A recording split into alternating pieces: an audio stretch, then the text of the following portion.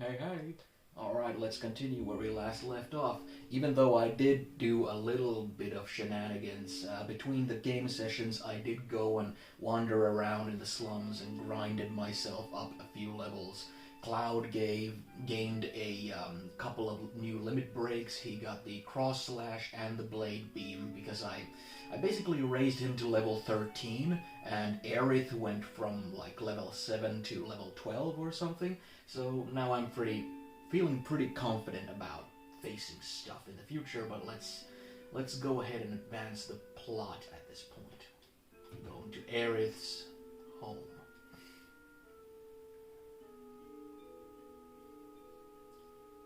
I'm home, Mom.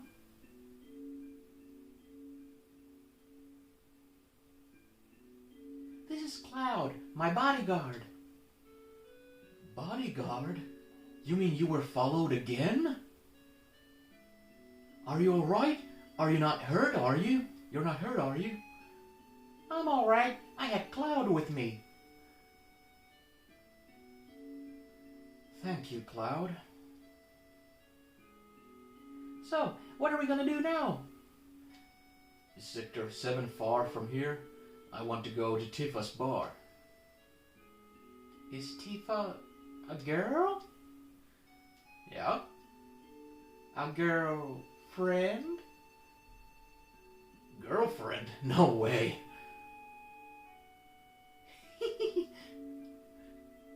You don't have to get that upset.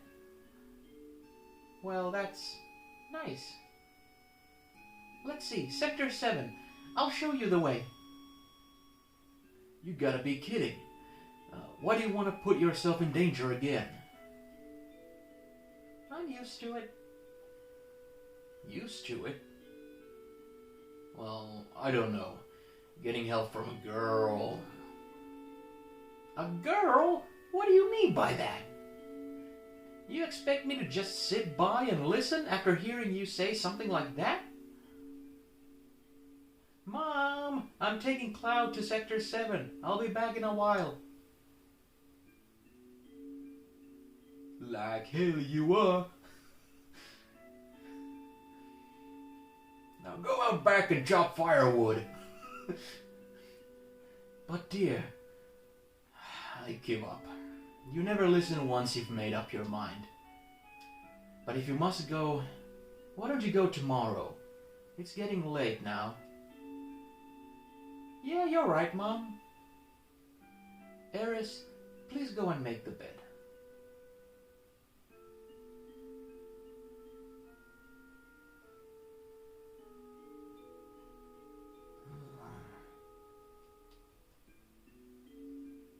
That glow in your eyes, you're from Soldier, right?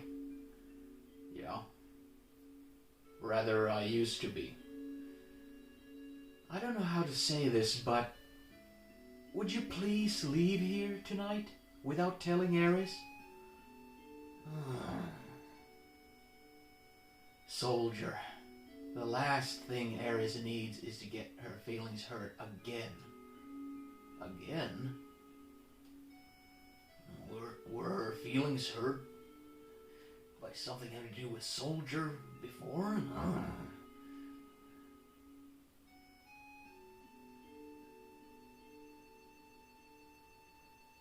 You need to go through Sector 6 to get to Sector 7. Sector 6 is a little dangerous, so you'll better get some rest tonight. Cloud? Good night.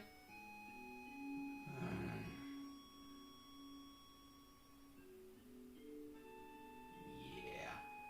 Oh, man.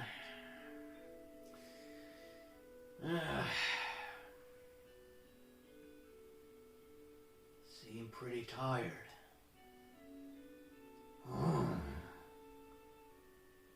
I haven't slept in a bed like this in a long time. This internal voice that Cloud hears, I've been shifting my voice a little bit because I haven't known if it's, I can't recall if it's like a ghastly, like ghostly voice of some sort of like a distant ethereal thing, or if it's just Cloud's inner voice, but he's just in conflict with it. But I just kind of looked it up and I'm kind of like, Yeah, now I remember, so I'll just keep a neutral voice from now on. Oh yeah. Ever since that time.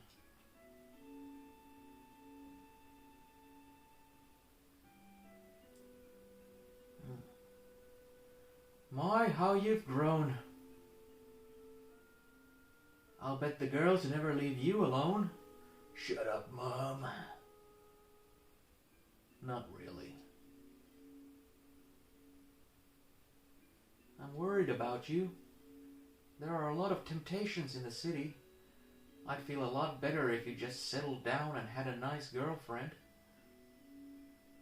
I'm alright. You should have an older girlfriend, one that'll take care of you. I think that would be the perfect type for you. I'm not interested.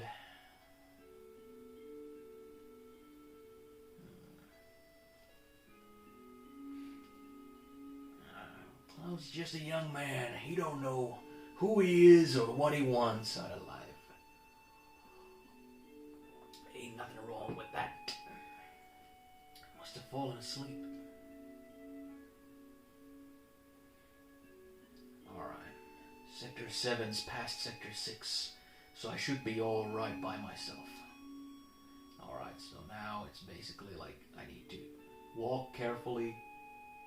If I run, Ares will notice and command me back to bed or something. I can't recall exactly, but yeah, let's get the hell out of here. Alright.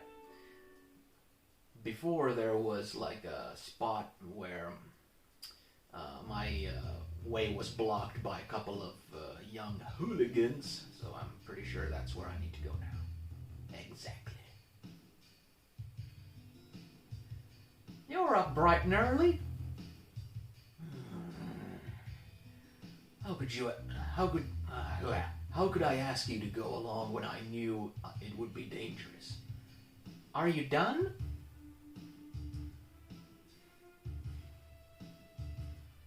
You have to go through the slum in Sector 6 to get to Tifa's 7th heaven. I'll take you there. Come on. Shit. Let's go.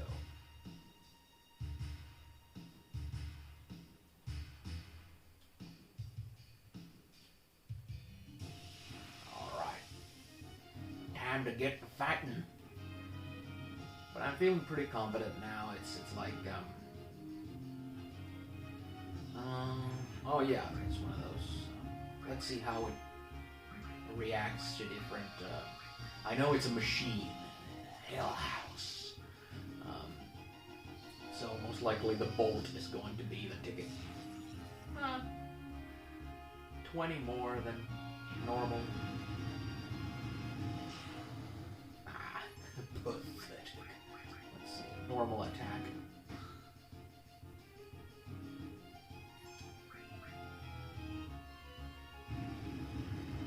Suicide trap. But it does measly amounts of damage.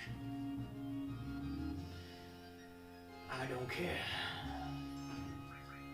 Let's just slice. Cloud got a limit. Oh well, yeah, Cloud has been losing some health. Let's just try out the blade beam for a first time. Kaboom! Blade beam.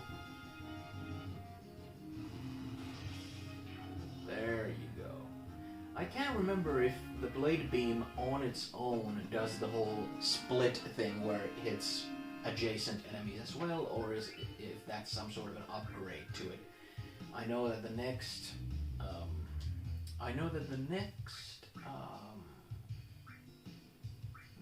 cure myself. The next limit break for Cloud is the one where he stabs his sword into somebody and then jumps up, slicing upward with the sword. Oh yeah, that's in the lower level.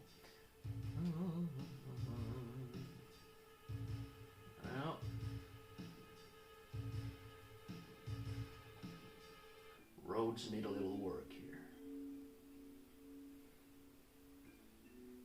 The gate to Sector 7's in there. Thanks. I guess this is goodbye. You gonna be alright going home? Oh no! Whatever will I do? Isn't that what you want me to say? I'll see you home. Isn't that a little out of the way? Yeah, I guess so. Can we take a break? Why do I bother? Why do I bother trying to convince you to do what's best for your own safety? If you want to see the world and want to face danger, who am I to stop you? I can't believe it's still here.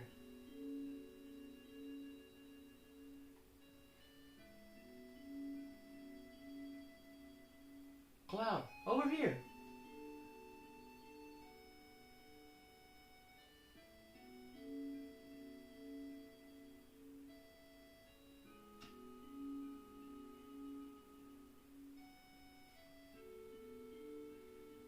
What rank were you?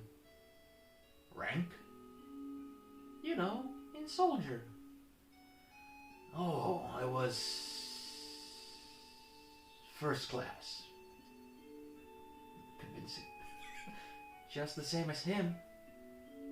The same as who? My first boyfriend.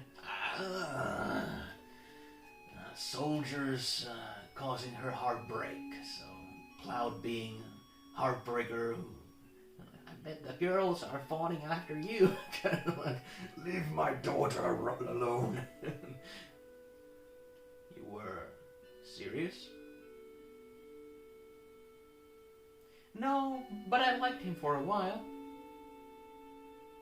I probably knew him. What was his name?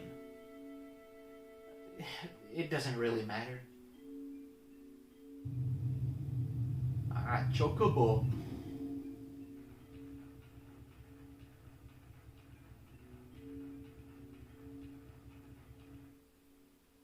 Huh? Hey, back there! Tifa! It's Tifa! Wearing a slutty dress. That girl in the car was Tifa. Where was she going? She looked kind of odd.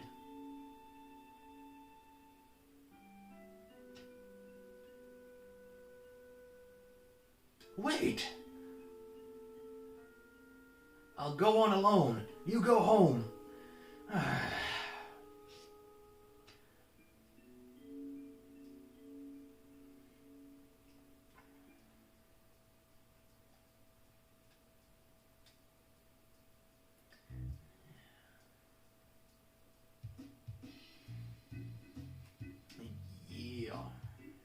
There's a lot of stuff to do in this town. I can't recall a huge bunch of all the possible stuff you could do here. I'm sure there's a lot of secrets, there's a lot of little things you could do and all sorts of stuff, but this place is scary in a lot of ways, especially for a girl. Oh, sorry, exact opposite. This place is scary in a lot of ways, especially for a girl, so we've got to find Tifa fast. Well, let's do it. What's this place? Oh, it's an inn. No need to stay in an inn. Thanks, but no thanks. Hey, you two, why don't you get some rest? We have a beautiful room. How about it? No thanks. Item shop. Huh? Console? Beep, blip. Whoa. Broken. Oh, okay. Nice item shop. I guess it was just like somebody forgot to lock the door, but still activated the security systems. Just can't make up my mind. Huh? About what? Don't make me say it. It's the shop down on the right. shop down on the right. Oh, I see. I see. Man, should I go or not? I get so mingled at times like this, I'm hopeless. Hey, aren't you? What? You mean you're two? Don't bring me down to your level. What? Me too? I decided this after a lot of deep thoughts. My last memories of Midgar, you know? But that guy over there kinda scares me. What? Like, I guess I misread something, but yeah, he's anxious about whether he should go in or not, but there's some scary guys. No way. I can't go on. Things aren't working out between our differences and my pay. It just isn't cutting it. What are you talking about? There's so many goddamn NPCs who seem to be like, I guess, you know, what are you on about? What the hell, you fucking asshole? This ain't no motherfucking show. I'm busy right now. I'm feeling like there's gonna be a fight. Okay. The Honeybee Inn is a private club. Only members can go in. Shoo shoo. Oh, fucking.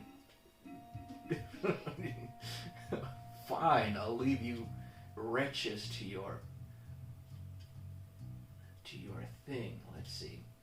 What's this place? Oh, some shop? Whoa! Why don't you say something if you're standing there? I gave him a scare. Oh, item shop. Okay, this is the actual item shop then. Cures fury.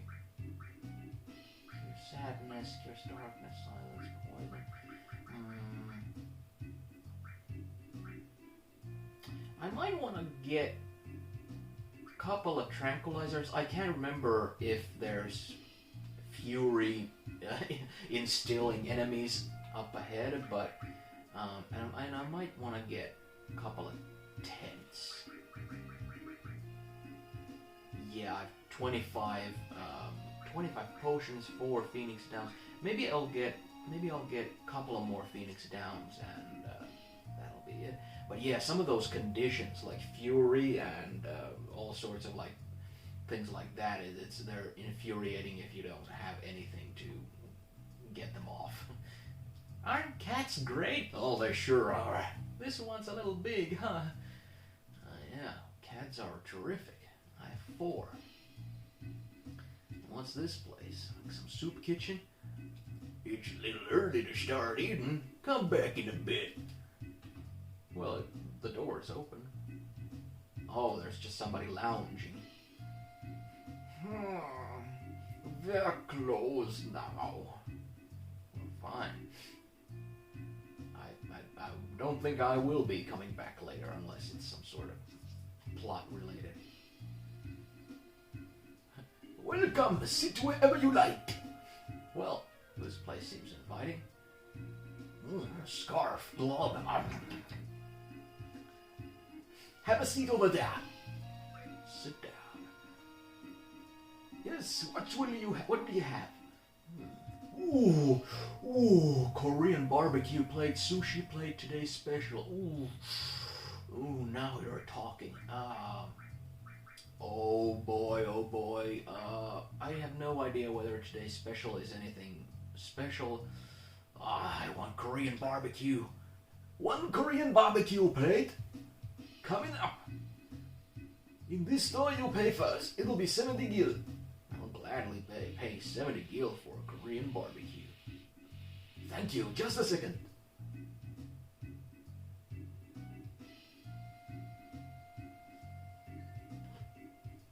There you go. Enjoy. Ah, yes.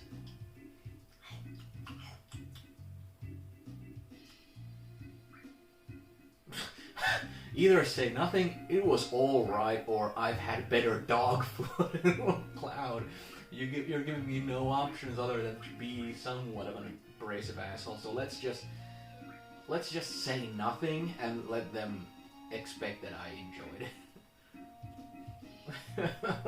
That was 70 gil well spent on Korean barbecue that Cloud didn't even enjoy. Oh, this looks like a clothing store. Yeah, this is a major important point in this section, but not yet. It's one of those old video game things where if I haven't interacted with someone to get the idea of going into a clothing store, there's nothing to do in a clothing store. Oh, and this is the gymnasium. Yeah, everybody's doing squats. Oh dear, I've gained weight again. I hope it's all muscle. Join the club. Try it with us. Okay. Yeah, I know I'll come here later. But yeah. Let's see. There's some sort of a store, gun shop here. Let's see. What are you selling? He doesn't even say anything. Mithril rod. I'll gladly take a better weapon for Eris. Better weapon for Tifa. Assault gun, I already have that. And I think I'm going to... Ooh, Mithril. Mithril. I think I'm going to buy 3 of these. There. Then I'm going to equip the Mithril ones for Cloud and Aerith. There. Oh, also, I forgot to give her the Mithril rod. There. And then I'll sell my old armor stuff. So, Titan bangles are... I'm gonna leave one Titan bangle, so that's for Tifa when I get together with her. Bronze bangle, Ringo.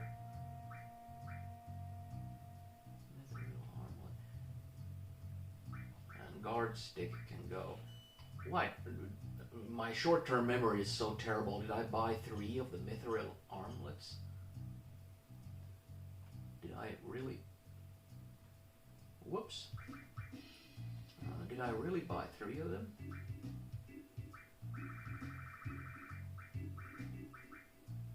I guess I did. Yeah, I guess I did. So, I'll sell the last Titan bangle. Yeah, this is kind of taking up some time and perhaps a little tedious, but we're getting along. It's just there's a lot of places to go into. And here's some sort of a... Yeah, everybody's drinking around. Hey, could you do something for me? Someone's been in there all day and they're not coming out. I can't hold it anymore. Oh, the bathroom? Hey, someone's in there. Don't look. Got any medicine on you? I'm too hyper and... Oh. Medicine? I wonder... I don't know how to get medicine in this place. I feel like medicine might be something you get from some of those earlier, like, shops or something. I can't recall. I think there's a whole thing where you need to do something to get the medicine in order to get that person out of the bathroom so that they give you something in return, and it's like a bonus thing. This is Don Cordio's mansion. There's he's a big shot here in Wall Market. Listen, the Don's not interested in men, so just get the hell out of here. Not interested in men. Oh, they're saying the same thing. I thought that was gonna be the triggering thing. Because the whole idea right now is to is to get into Don Corneo's mansion by dressing up as a woman. And I thought that was gonna trigger by basically being told that men are not allowed in. Let's see if the clothing store provides anything new now that I heard that bit. Welcome, please take your time. Don't push, hooligan.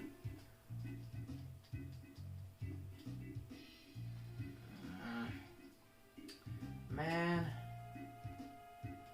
there's really nothing to interact with here. What do I need to do now? What do I need to do to trigger that set of dialogue? Because I know Aerith is going to be the one to... Phew, times are bad. They sure are. What about you? You got anything to say? Yes, if you want to order, do it at the counter. Really? Can I order here? No. Karaoke. Yeah. Man. Now I'm just gonna be bouncing back and forth, back and forth. All this trash, can we do anything with it?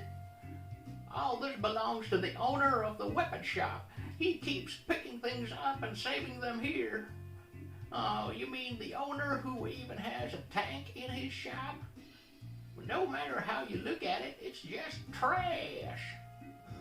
Order.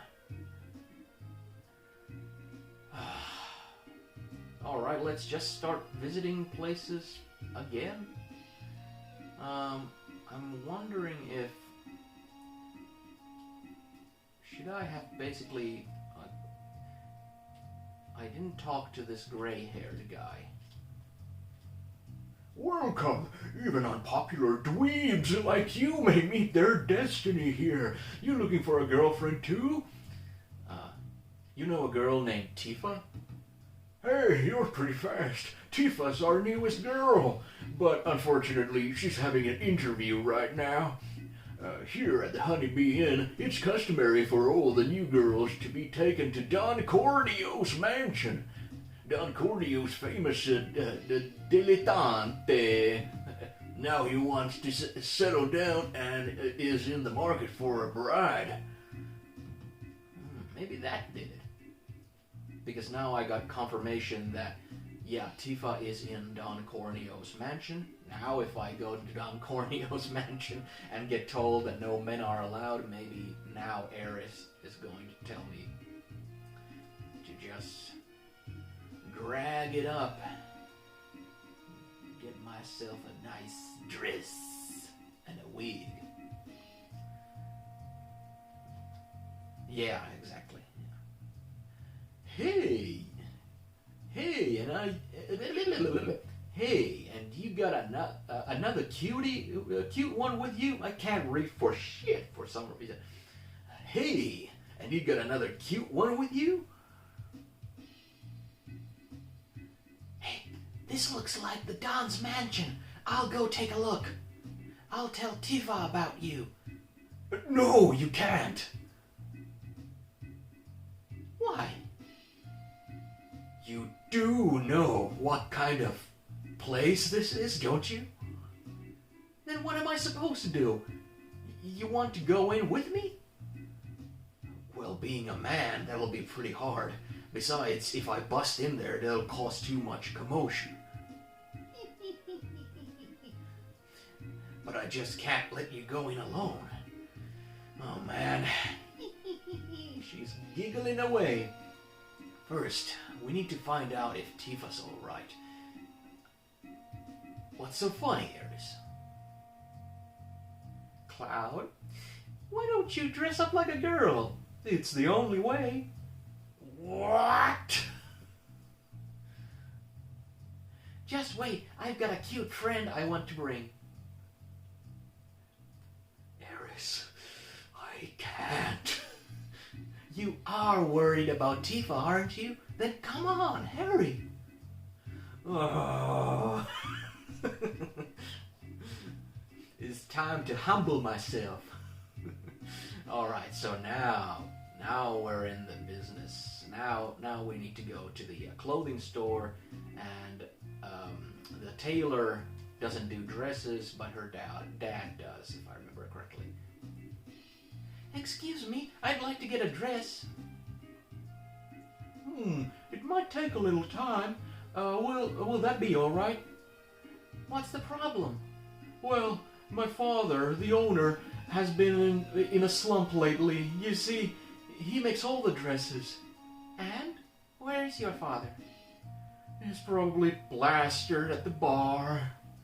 So, you're saying we can't get a dress unless we do something about your father? Yes, I'm sorry. He's caused so much trouble.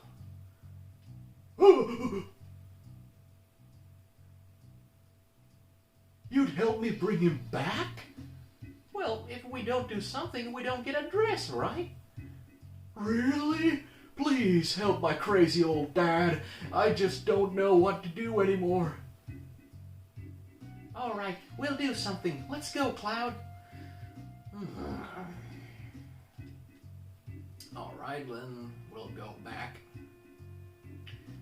to the place with the bathroom issue, because there the old man who was groaning about everything being miserable. This patty hat here. Excuse us, are you the father of the girl at the clothing store? I own the clothes shop, but I ain't your father. I didn't say that. Make me some clothes. I don't make men's clothes, and I don't feel like making anything right now. Cloud, you wait over there for a second. I'll try and talk to him. Why don't you go over there and have something to drink? You know, mister, he always said that just once he'd like to dress up like a girl. So that's why I wanted a cute dress for him. What? A tough-looking guy like that? So how about it? Will you make him one? Might be interesting. I was getting a little bored just making regular clothes. Then you'll do it for us? Yeah, all right. What kind of dress you want? Something that feels soft, and something that shimmers. Got it. You know, I got a friend that has the same taste as him. I'll go talk to him. That's it. That's it. We're one step closer to getting our cute, soft, shimmery dress. Yeah, here he is. Oh, you're here. It's ready. Go try it on. Received key item, silk dress. Hell yeah.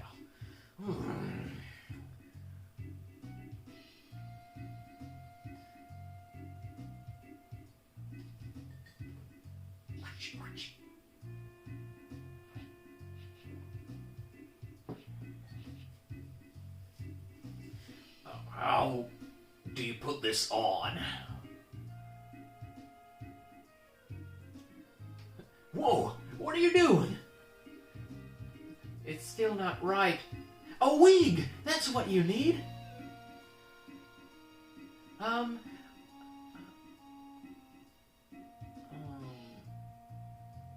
Okay, it's the old man, yeah.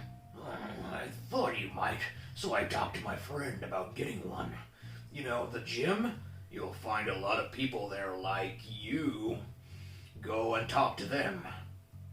Oh, a lot of drag queens pumping it up. Like you? Eris, what did you tell him? Doesn't matter. Anyhow, we got a pretty dress. Let's go to the gym then. There's RuPaul's Drag Race going on there or something.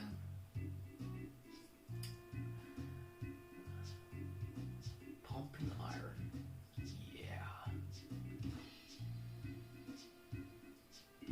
You the one who wants to be cute? Cute? Right. And about the wig? Yeah, I heard. But it'll cost you. Big Bro, the only way you gonna get cuter is if you can beat Big Bro, brother. That's right, brother. So you got to compete with us, brother. You're right, let's do squats, brother. All right, brother, we'll beat you out of this gym, brother. Are you the beautiful bro? What? You didn't know? Oh, you didn't know? Your ass hit a goal, somebody. Always running around here saying big bro this, big bro that.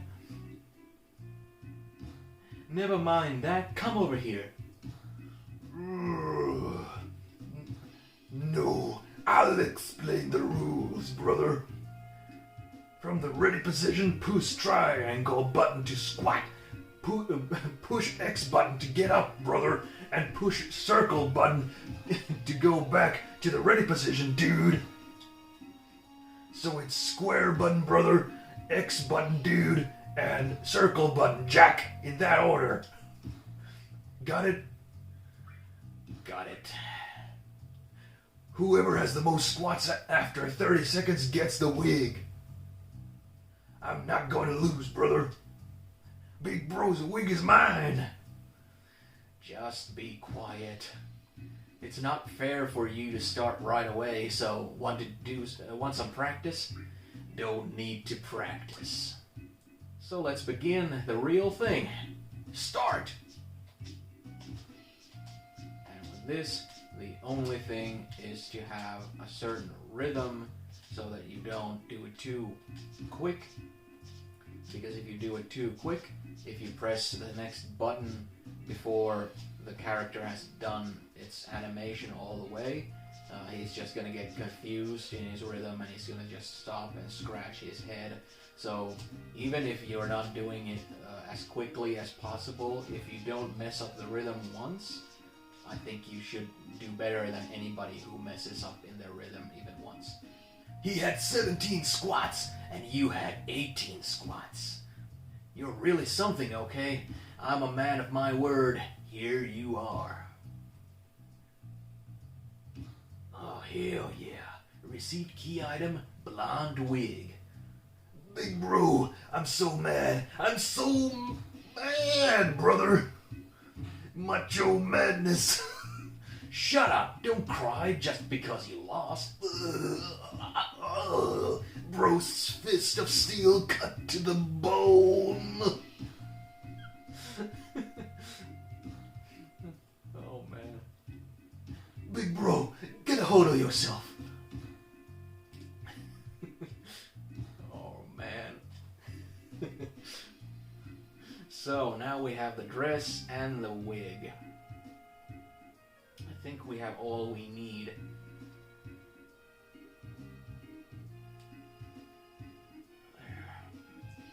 Aren't you going to change? Okay, I'm ready.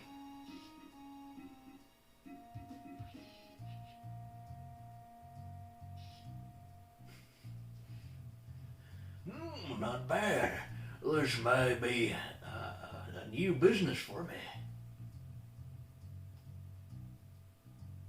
Yeah, you're right. Should we try it?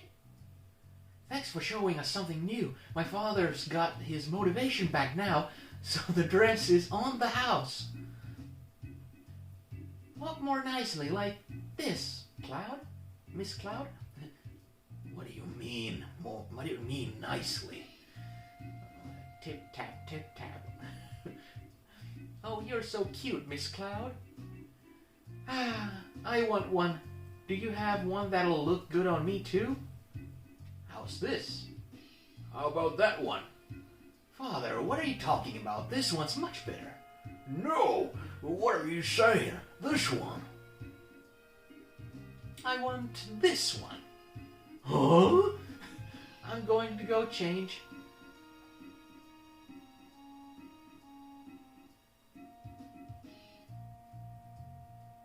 No peeking.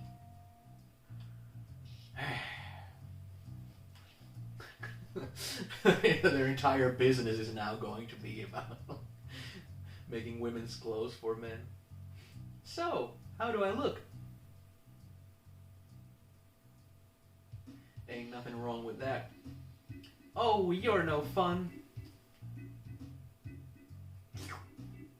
There we go. Now we head to the Don's mansion.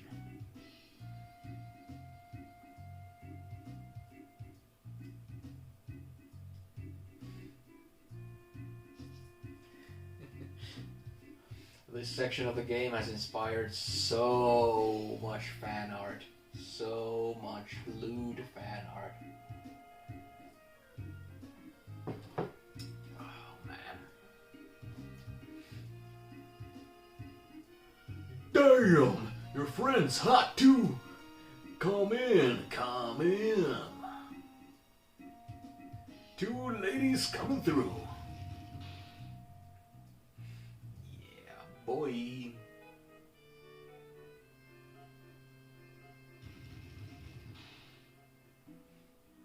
Hey, ladies. I'll go and let the Dawn know you're here. Wait here, don't go wandering around. I have no idea whether that was a man or a woman, but it's the concierge, I suppose. Now's our chance. Let's find Tifa. Yeah. What? I know she's in the basement here.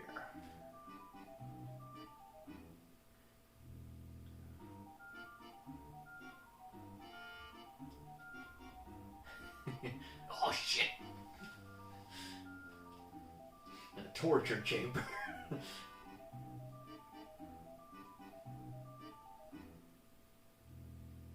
Tifa?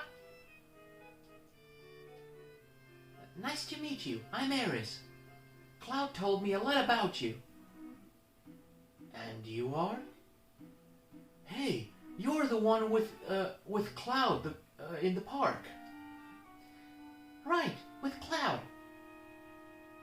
Oh. Don't worry, we just met. It's nothing. What do you mean? What do you mean, don't worry? About what? No, don't misunderstand. Cloud and I grew up together, nothing more. Poor Cloud, having to stand here and listen to both of us call him nothing. Right, Cloud? Cloud? Face the music. Huh? Cloud? Why are you dressed like that? And what are you doing here? Forget that. What happened to you after the fall? Are you hurt? Hey, give me a chance to answer. I'm dressed like this because there was no other way to get in here. I'm all right. Aeris helped me out. Oh, Aeris did? Tifa, explain. Tifa, explain. What are you doing in a place like this? Yeah, I'll just plug my ears.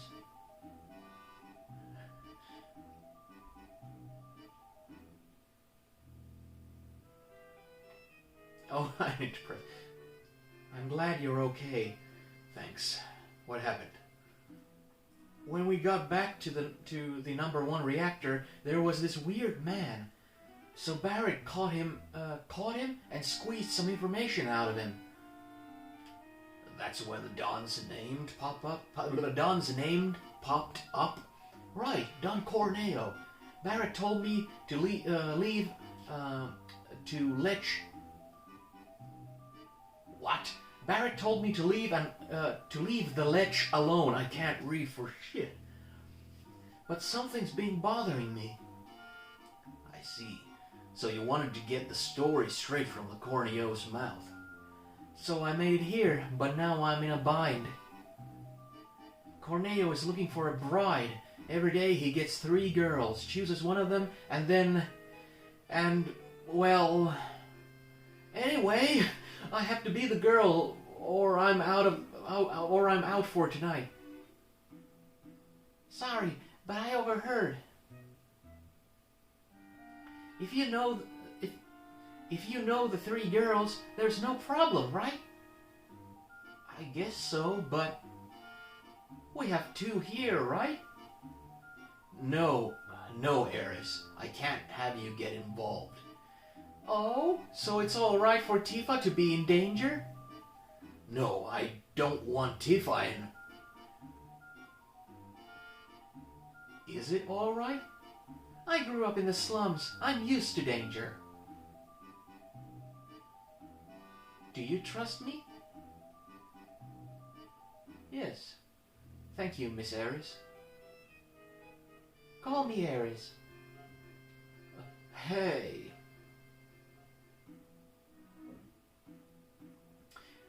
It's time, ladies. The dawn is waiting.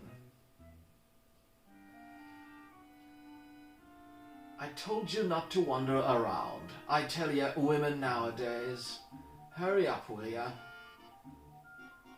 Probably don't need to ask, but the other girl is me, right? You're right, there was no need to ask. I was thinking if I missed my chance to grab whatever this is. Ether, nice. So let's... They're going to get suspicious if we don't hurry. Alright, let's go. And at this point, I'm gonna give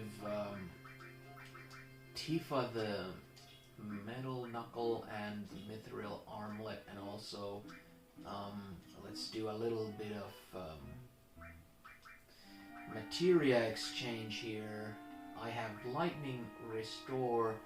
I'm gonna give Fire away, and that's gonna go to Tifa, so that now everybody has some sort of offensive thing.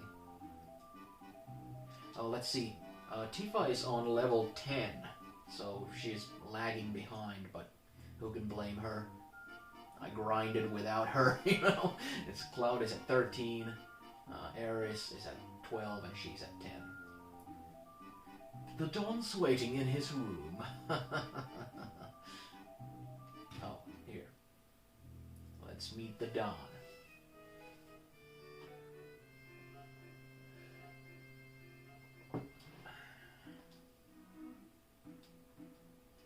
What?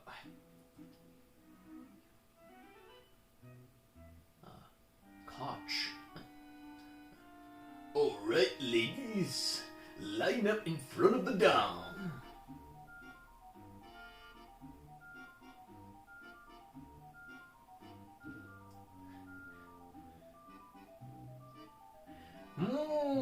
Good, splendid.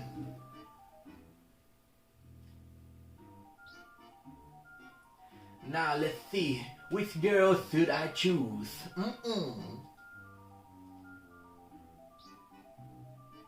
This one?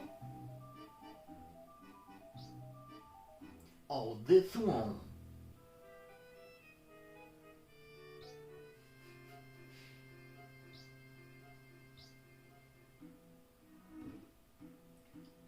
Woohoo! I've made up my mind, Jack. My choice for tonight is...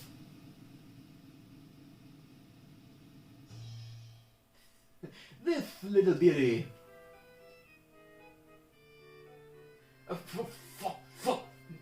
Be nice, Dawn. You can have the other ones. Oh, yes, sir. Thank you, sir. Well then, shall we go, my pretty? Eyes are big as silver dollars, Jack.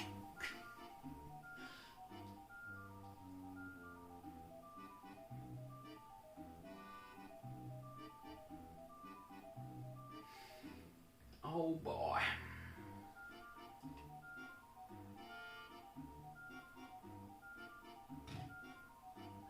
Scotch. Hey guys, we've got a guest. He'll take real good care of you. This is all thanks to the big boss, Don Corneo. Hey, 3 cheers for Don Corneo.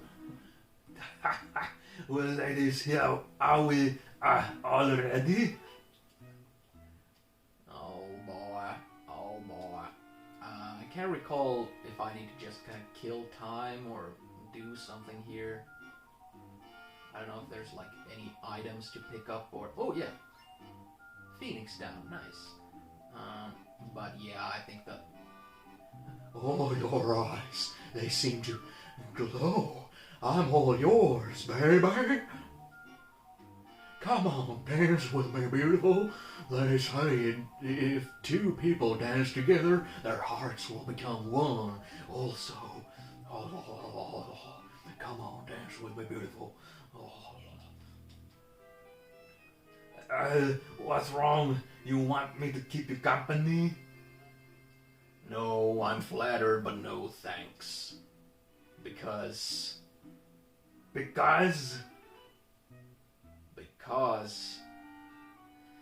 I ain't interested in a bunch of scrubs like you.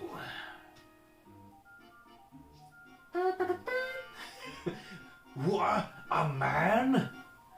God damn it! You think you can get away with this? Get him! Knock the crap out of him! Yeah. Time to kick these perverts' ass.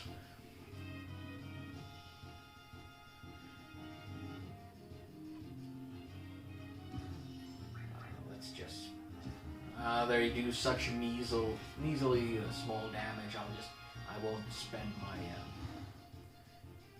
magic points on these scrubs, as he said.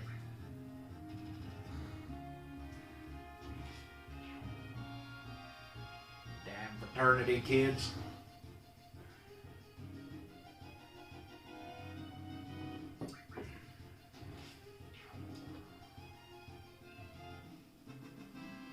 Frat boys, that was the term I was looking for, not fraternity kids, even though that's basically the same thing, but damn frat boys. Grr, come on! What's the matter with you good for nothings? Alright now, come on! I'll show you how it's done. Yeah, I bet. Somehow I think it's just another wave of these same scrubs. Yeah, exactly. So let's just slice and dice you up.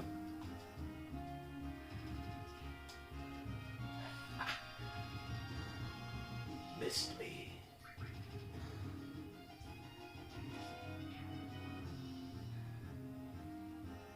Then I'll go to the basement to save Eris. And then after that we'll go to the Don's room to save Tifa. Even though Tifa wouldn't need any help being rescued from that fat fuck. It's like she could just uppercut the shit out of him and just be on her way, but we ain't here to kick his ass. We're here to learn what he knows. Because he's tied to the Shinra stuff somehow. Because even though I was like fumbling my words earlier, yeah, Barret and Tifa did grab somebody who mentioned Don Corneo by name as a person of interest having to do with this whole Shinra business. So let's go back to the basement, to the torture chamber. No!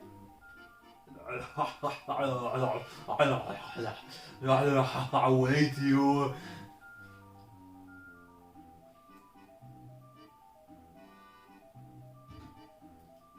I'm so sorry.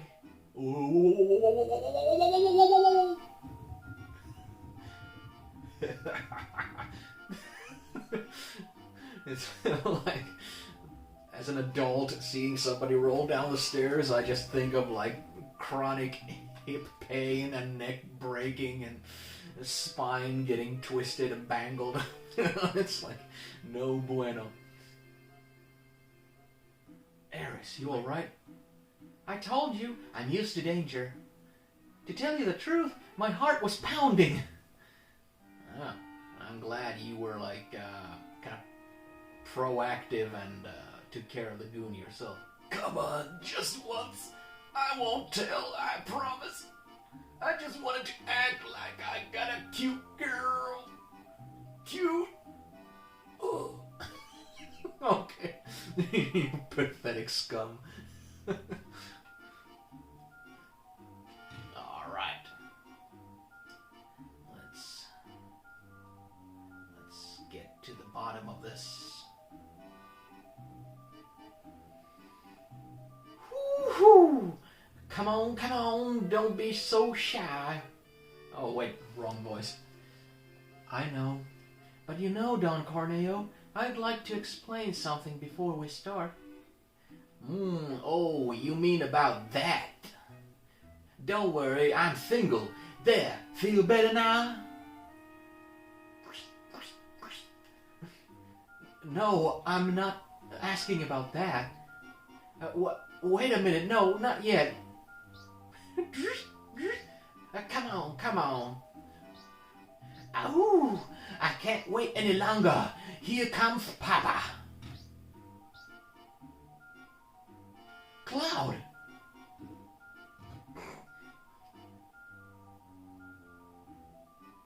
What the hell? Who goes there? You still don't get it, do you, Don Corneo? Nani? Get well. Shut up. We're asking the questions now. What did your assistants find out? Talk. If you don't tell us, I'll chop him off. No, not that. I'll talk. I'll tell you everything. So talk. I made him find out where the man with the gun on was, but that's what I was ordered to do. By who? No, if I told you that, I'd be killed. Talk. If you don't tell us, I'll rip him off. Ah! It was Hideka of Shinra. Hideka, the head of public safety maintenance. The head of public safety maintenance? Did you say the Shinra? What are they up to? Talk. If you don't tell us, I'll smash him. You're serious, aren't you? Oh boy, oh boy, oh boy. I'm not fooling around here either, you know. Shinra's trying to crush a small rebel group called Avalanche and want to infiltrate their hideout. And they're really going to crush them, literally, by breaking the support holding up the plate above them. Break the support? You know, what's going to happen? The plate's going ping, and everything's gonna go bam. And I heard their hideout is in Sector 7 slums. I'm just glad it's not here in Sector 6. They're going to wipe out the Sector 7 slums? Cloud, will you come with me to Sector 7? Of course, Tifa. Just a second. Shut up. No, wait. It'll only take a second. How do you think scum like me feels when they babble on about the truth?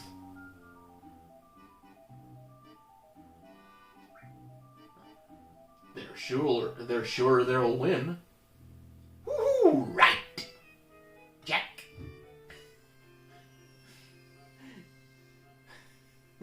Hard times.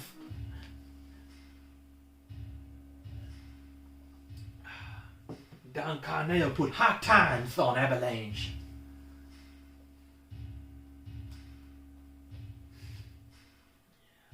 Back with the president.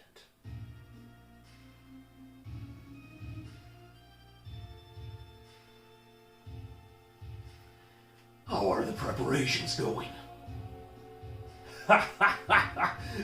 Smoothly, very smoothly. I signed the Turks to this.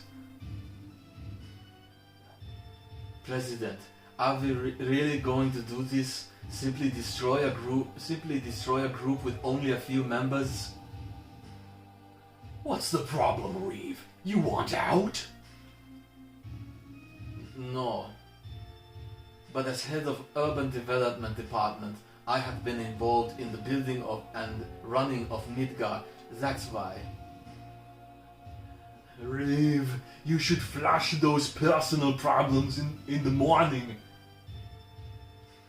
The mayor's against this anyway.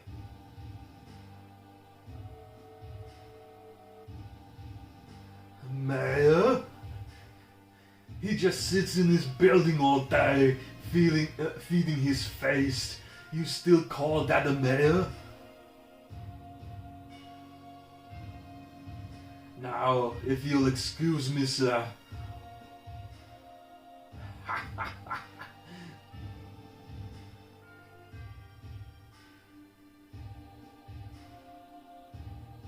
You're tired. Why don't you take a couple of days off and go somewhere?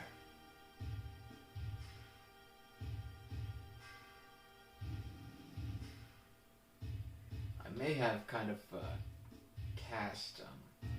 We'll destroy Sector 7 and report that Avalanche did it. Then we'll send in the rescue operation. What? Then we'll send in the rescue operation care of Shinra, Inc. This is perfect. I gave Reeve a German accent because I remember he was in the Turks. I can't remember if he was in the Turks or if it's just somebody who wears a similar suit. Well, who cares at this point? It's not that. You alright? Yeah. Oh. Yeah, this is gonna be boss battle time right now. There's Alright, let's. Oh shit, I missed it. I was being careful and I still missed it. Oh. But yeah, this is like the second boss is coming right as everybody wakes up, and I think it's the main reason why I grinded my characters up between these sessions, because to my memory, that is the first boss that's actually dangerous, because he has like this tidal wave attack which hurts everyone, and that's with that it's easy to create this kind of death spiral effect. And I do think I've died against him once or twice, neglecting to grind when it was when there was an opportunity for it. You alright? Man, this is terrible. Well, the worst is over. I never say that out loud. Maybe not. It's the sewer demon. Hell yeah. Now let's bring out the big guns. Let's see how it reacts to different magics. There we go. Sewer and Tsunami. That's the attack I was talking about. Oh! Well, I'm glad I grinded because it did very minimal damage. So, okay, Ice does less than 100. Fire. Ooh, 140. Bolt. Under 100. So, let's just save magic and have Tifa use the fire on him, because that seems to be so powerful. Oh hell yeah. Sewer tsunami. Here we go.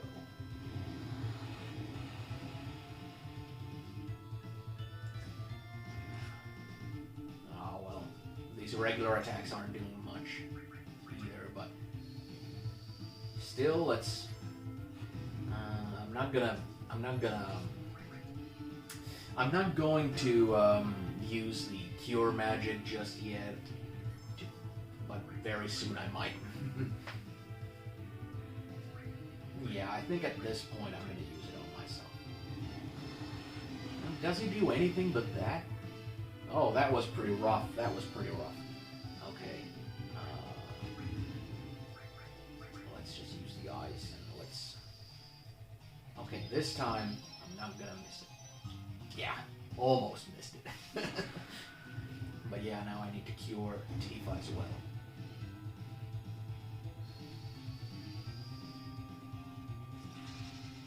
Could have used potions, but I'm optimistic. There. Good. There we go. This guy. Kind of one note. But then again, he is only the second boss, so can't really blame him too much for being one note. Oh, there he went. So, you know, it's one of those things. He got his attack off like maybe 5-6 times or something, and then that was that. That was that. It was just an overblown rodent. Phoenix down. There we go. It's too late. Marlene, Barret, the people of the slums. Don't give up. Never give up hope. It's not easy to destroy the pillar, right? Yeah, you're right. We still have time. Well, yeah, let's go. Ooh. Okay. That one. So, yeah, go here. Up the stairs.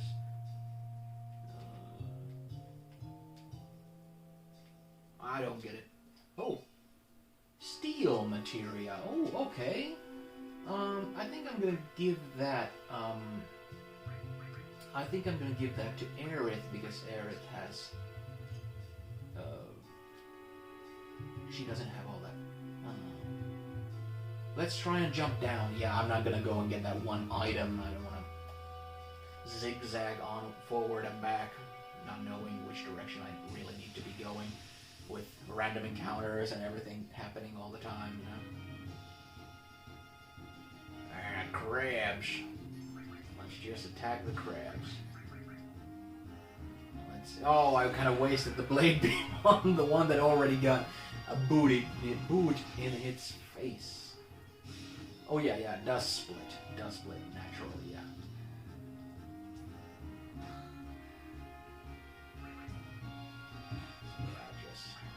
Just kick their ass. They're pretty tough. They're pretty tough for basic enemies, but then again, I guess the whole point of a crustacean is to have external armor. Exoskeleton. That exoskeleton. Ah! I'm just constantly throwing references in the air, and I'm guessing nobody is getting the stuff I mentioned. But it doesn't matter. It doesn't matter. We'll just concentrate on playing some Final Fantasy and just talking shop. Just yammering on. It's not like I have anything actually insightful to say.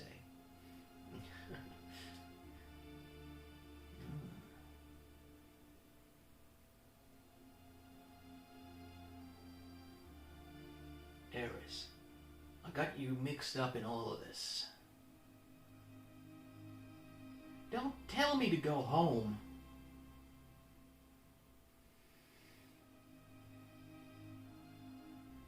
Let's see. If we can just get past the trains that are lit up, we should be able to get out of here. Let's see what our situation is. I'm not gonna use any potions now.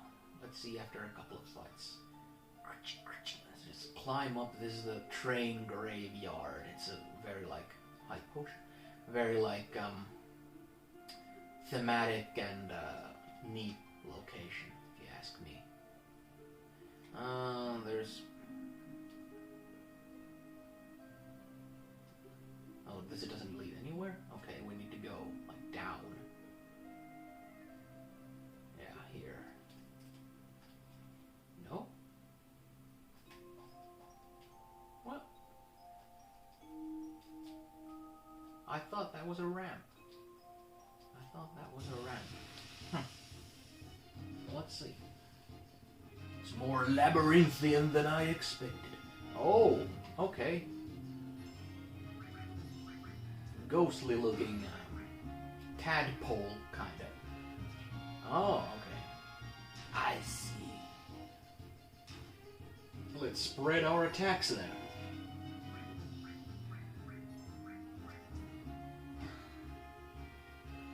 Everybody attack a different one.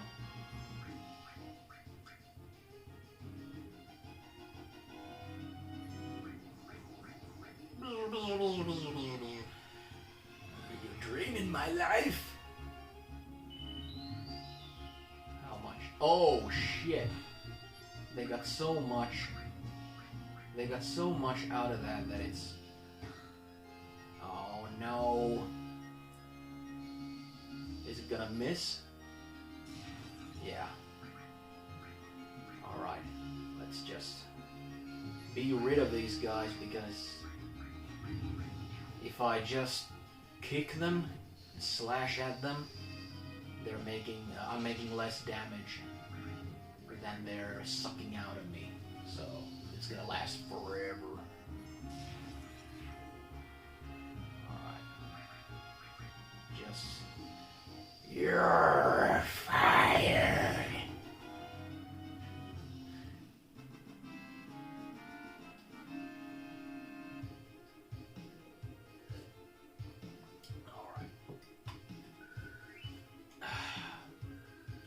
Ghost Hand, what does that do?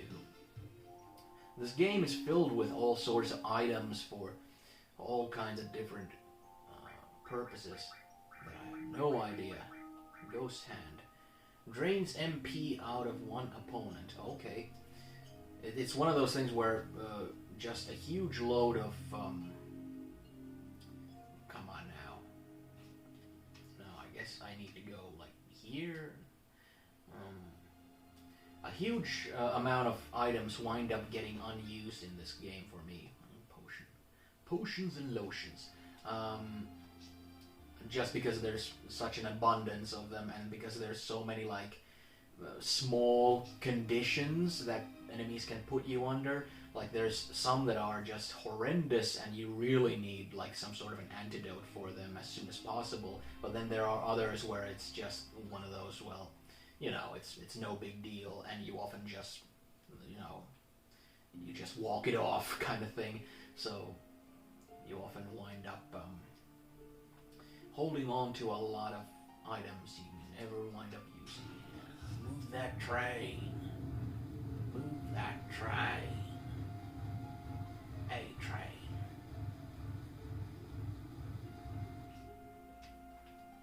There's one of my favorite kind of unpopular wrestlers ever when it comes to pro wrestling. He's in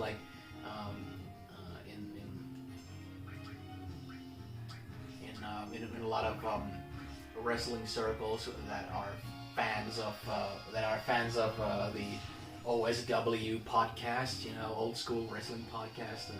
It's a super fun show. Whoa, ice healed them up. They have this ongoing gag about calling wrestlers that don't get respected by the general populace and who haven't had respectable careers and stuff, your boys. like which wrestlers are ya boys, you know, and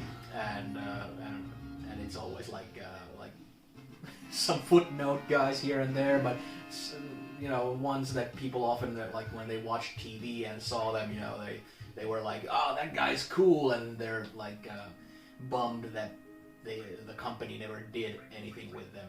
For me, one of my biggest boys is definitely A-Train. That's Albert, you know, Prince Albert, like from the early 2000s. But in 2003, I think, when Paul Heyman became Albert's manager, he rebranded him as A-Train. And he had like this entrance theme that had like the train sounds, and there were like the smokestack kind of, you know, like a train by the entrance ramp, and he was really good. He was like one of those guys that I genuinely can't imagine why they didn't make it. Maybe they just the roster back then was too good that somebody who is really good but not great, you know, didn't manage to break through or something. But I don't know. He went to Japan and had a pretty good career there. But yeah, A-Train is really cool.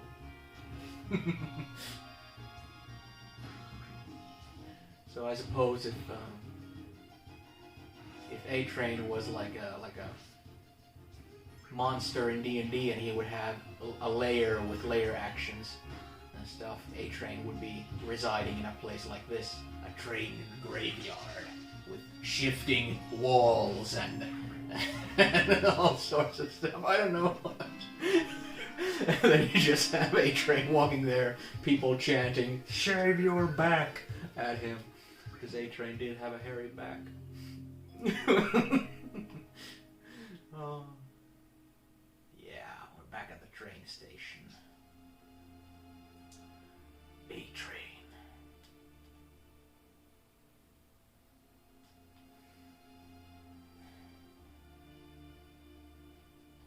Oh yeah, we're just headed straight up as fast as possible. Oh yeah. Here we are. We made it! The pillar's standing! Wait, you hear something? Above us! Gunfire!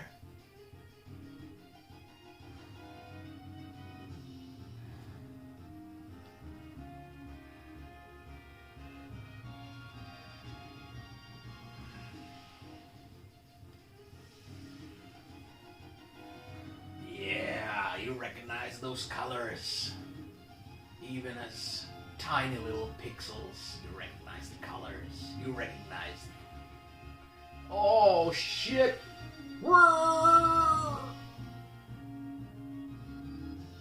Good God Almighty! Good God Almighty! He is broken in half! As God is my witness! Wedge! You alright? Cloud! You remember my name? Barrett's up top. Help him! And Cloud, sorry I wasn't any help. You were more help than you realize, little fat boy. I'm going up. Eris, you look after Wedge. Eris, do me a favor. I have a bar called Seven Heaven in this neighborhood. There's a little girl named Marlene there. Don't worry, I'll put her somewhere safe. It's dangerous here. Everyone get away from the pillar, quick! Everyone get out of Sector 7.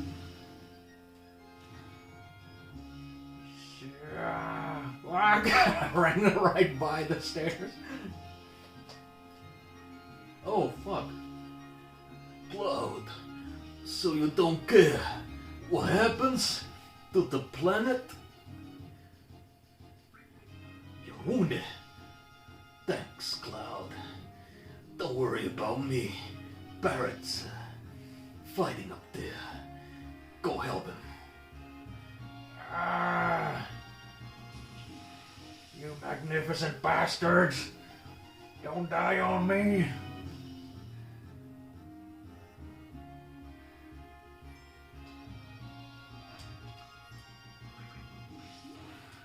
Yeah. Well, fired up. Wedge and Biggs. God damn it.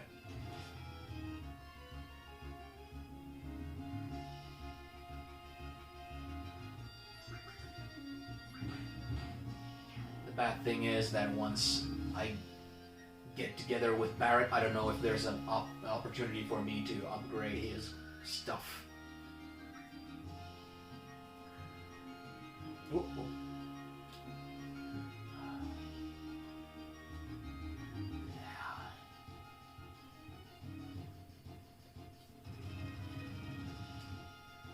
Oh, there she is. God damn it.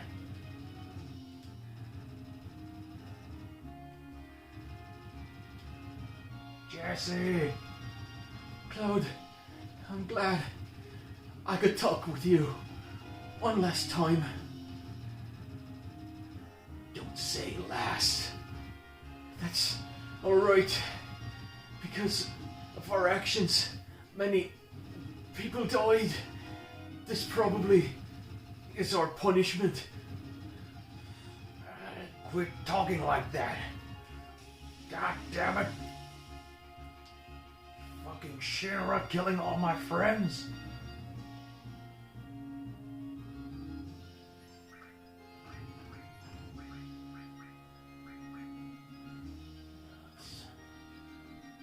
Fry these suckers up.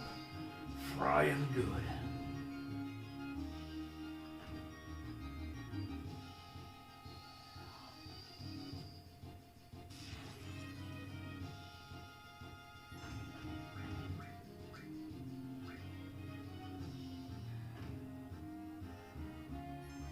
Let's just attack from now on. Let's save our magic points a little bit. Because there's a boss battle as soon as we get up top.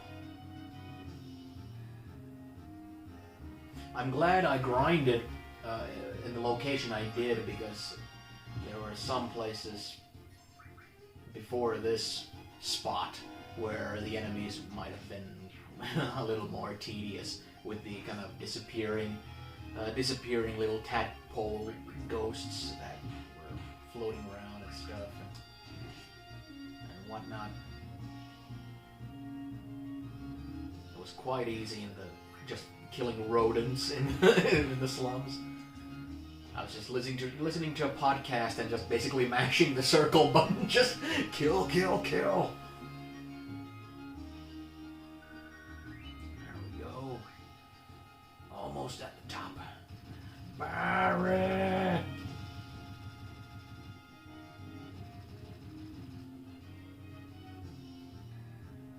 Tifa, Cloud, you came! Be careful, they're attacking from the helicopter. Better equip ourselves before they attack in full force. Press menu button to access the menu. Press OK button when finished. Thank ya. I'm real happy about that because now, yeah, he has the best gun. Iron Bangle. What? What? Wait, what? No, wait. No, it's on Aerith. Ah, shit. Well, can't help with that. What about the materia? Okay, well, all the materia that Aerith had is with me here, but man, yeah.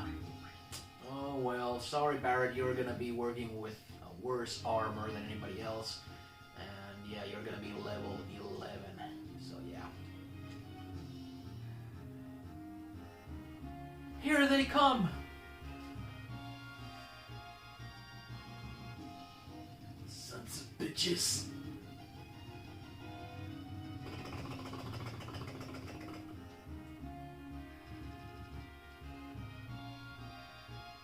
You're too late. Once I push this button. That's all, folks. Mission accomplished, yeah. Damn you, the Turkishan! We have to disarm it! Cloud, Barret, please! I can't have you do that. No one gets in the way of Reno and the Turkish. Die Türkischen. Jeden Tag so schnell, ja.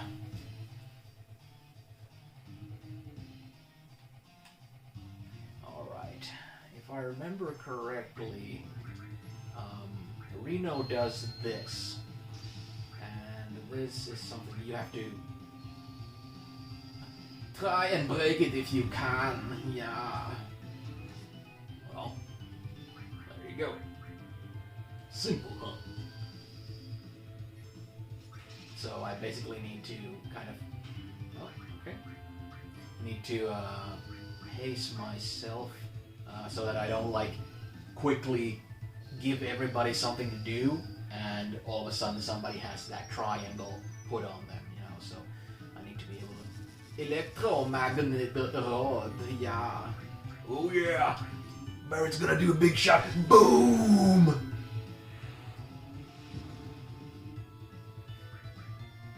Fire. Okay, pyramid on who? Barret again. Alright. I need to attack it. Fire. Whoops, I made a mistake. Because Barret is completely immobilized while in the pyramid. Electromag rod. Would you like to try out my electromag rod? Let's first attack this thing so I can get Barret into the thick of things. Let's use the ice. It's a cold town.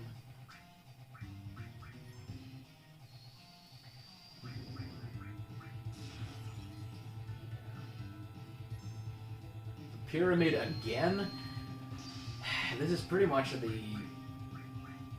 third boss battle where it's completely like it keeps being very one note. He's constantly either slapping me with the electromag rod or doing the pyramid, and I'm not very impressed by either one of those.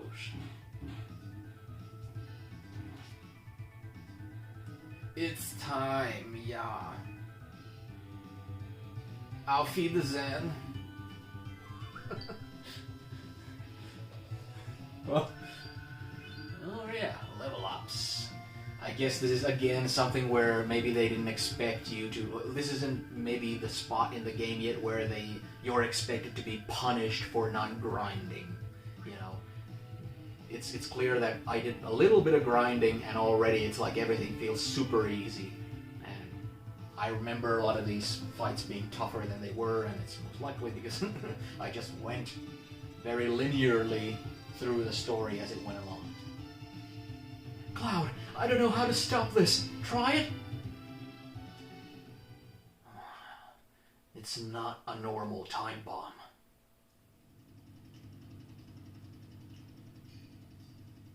Oh, that's right. I mixed Reeve and Zeng up with each other. Yeah, Zeng was the last... yeah, that's right. You'll have a hard time disarming that one. It will blow the second some stupid jerk touches it. Please stop it! 9. Only a Shinra exclusive executive can set up or disarm the emergency plate release system. Shut your hole! Yes, hostage and Barret is just going trigger drunk. Or what is it called? Like frenzying out, just like, yeah. I wouldn't try that. You just might make me injure a special guest. Ares! Oh, you know each other. How nice you could see each other one last time. You should thank me. What are you gonna do with Eris? I haven't decided. Our orders were to find and catch the last remaining ancient. It's taken us a long time, but now I can finally report this to the president. Tifa, don't worry. She's all right. Slap! Eris! Hurry and get out! Well, it should be starting right about now. Thank you. Think you can escape this time?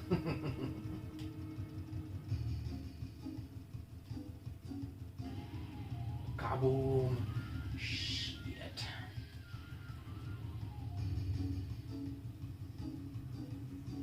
Oh man.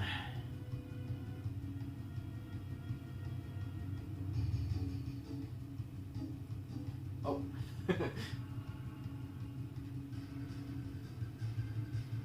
Oh. Yo! We can use this wire to get out.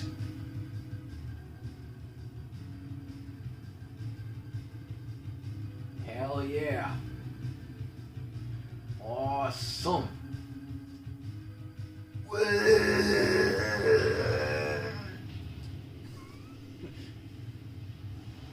Ah, shit.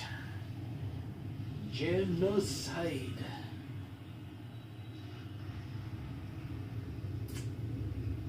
Man, all the NPCs we've just been interacting with, and most important of all, our Avalanche friends.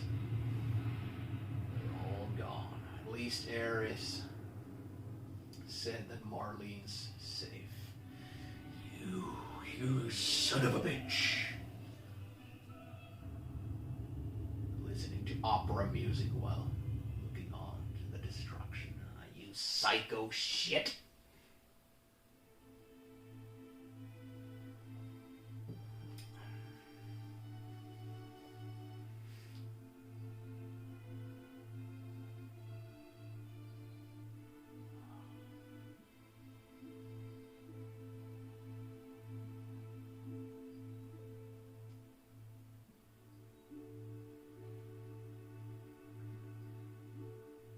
Heavy shit. Heavy shit.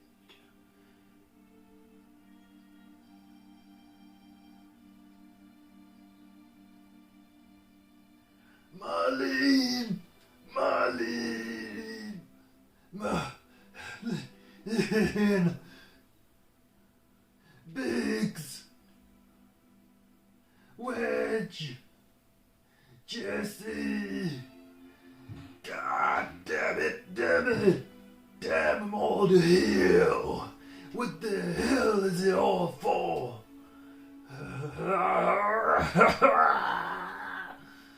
Hey, Barret. Barret.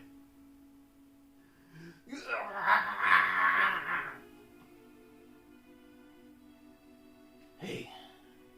Barret, stop. Please stop, Barret. God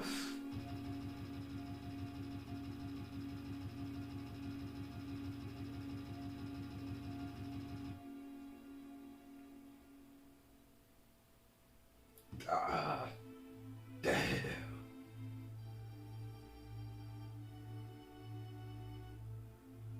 Marley. Barret? Marlene is... I think Marlene is safe. Huh? Right before they took Eris, she said, "Don't worry, she's all right." She was probably talking about Marlene. Really? But Biggs, Wedge, Jesse. all three of them were in the pillar. Think I don't know that? But all of us together. I don't want to think of them as dead. And the other people in Sector 7. This is so screwed up. They destroyed an entire village just to get to us. They killed so many people. Are you saying it's our fault? Because Avalanche was here? Innocent people lost their lives because of us? No, Tifa. That ain't it. Hell no. It ain't us. It's the damn Shinra. It's never been nobody but the Shinra. They're evil and destroyed our planet just to build their power and line their own damn pockets with gold. If we don't get rid of them, they're gonna kill this planet. Our fight ain't never gonna be over until we get rid of them. I don't know. What don't you know? You don't believe me? It's not that. I'm not sure about me, my feelings. And what about you?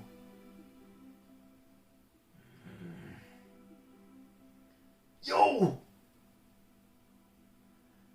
Where's he think he's going? Oh, Eris. Oh yeah, the girl. What's up with her? I don't really know, but she's the one I left Marlene with. Damn, Marlene!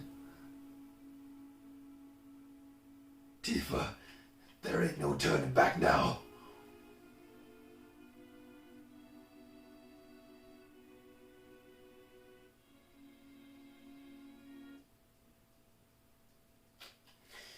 Yeah, time to go talk to Eris' mom. See if Marlene's there. I'm gonna go have a refill of coffee and just do a little edit. I'll be here in a second. Boom, and we're back. Let's go. Cloud. No, it's either one of them could have said that. Take me to Marlene. You're going to help Eris? Yeah. But before that, there's something I want to know. What's that? It's about the ancients.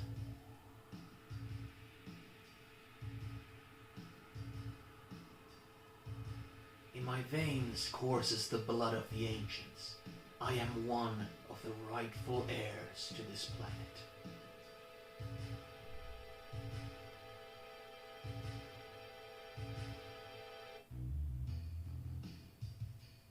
Oh shit, that should have been Sephiroth's voice. I didn't get that, yeah. Sephiroth. Are you alright? Pull it together, man. Yeah. Pretty much immediately after reading the line, it was like, oh yeah. Who else could have said that? But this is the thing with the internal kind of dialogue thing with Cloud. It's like, is it... Sometimes he's like just inner voice of himself. Is it like remnants or got some ghostly stuff having to do with well, not to spoil stuff, but with another person he kind of shared a meaningful stage in his life, or if it's like Sephiroth's ghostly kind of taunts or memories and whatnot. So this is one of those things where if something is a text game and you're meant to read it, not read it out loud, you know, specifically that kind of like these narrative devices kind of like don't always intertwine perfectly, you know, and that's something that you can use in creative writing and, you know, like books and stuff. You can write stuff in without specifying it, but the moment you want to want to actually read it out loud, you like have to bring a certain level of specificity to it, and therefore you're gonna make basically a call of interpreting it some way when there were originally multiple ways of interpreting something, you know. Well, at least these folks are still alive. I think I'm gonna go to the item shop here, because was this the item shop? Because I do want to buy some grenades. I have like, no, this is just regular stuff like this. I remember I came across some shop. Was it like a weapon shop or something? I can't. No, this is just somebody's home. I just remember that I bought grenades from somebody, and I wound up testing one of them. Was it this guy? Yeah. And I want to buy. Let's buy just, you know, one grenade. I can't remember how much they do damage, but the next section I'm gonna go in, there's gonna be a boss battle where reach is going to be an issue if a character doesn't have attacks that, you know, can reach over chasms. You know, they can't attack the enemy with anything but spells. So I want there to be an option. So throwing grenades is going to be something that anybody can do.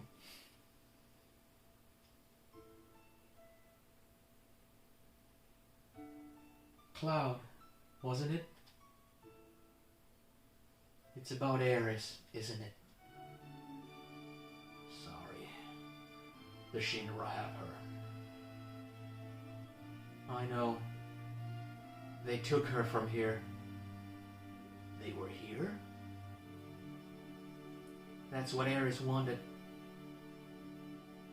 Why is Shinra after Aeris? Aeris is an ancient, the sole survivor. What did you say? But aren't you her mother? Not her real mother. Oh, it must have been 15 years ago. During the war, my husband was sent to the front, some faraway place called Wu Tai.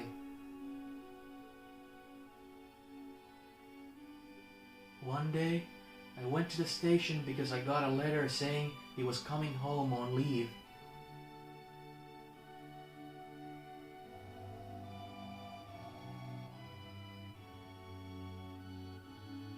Hey, there's Jesse and Biggs. Just hanging on. Man, lively spirits, good friends.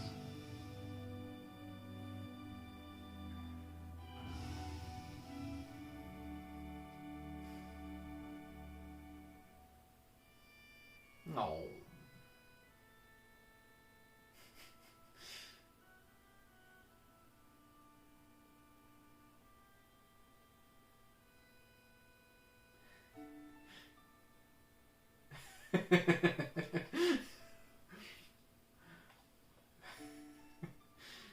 Man.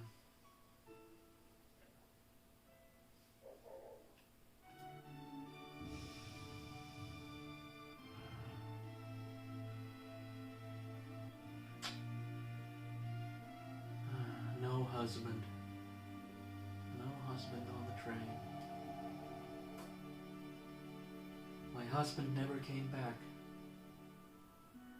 I wonder if something happened to him. No, I'm sure his leave was just cancelled. I went to the station every day. Then one day,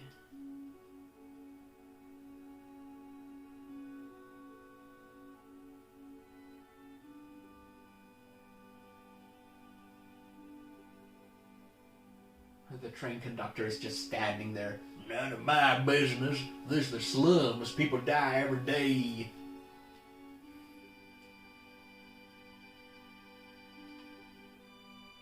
It's kind of sad. I work with kids, and there's a lot of adults working in the same field as I am who have that attitude. It's like, it's not my problem. it's not my jurisdiction. Somebody pisses on the floor, it's not my problem. You need to call somebody to come here to clean the floors, and let the kids run and piss until that, piece of shit. You used to see this sort of thing a lot during the war. That's what he's thinking. Her last words were, "Please take Eris somewhere safe." My husband never came back, and I had no child.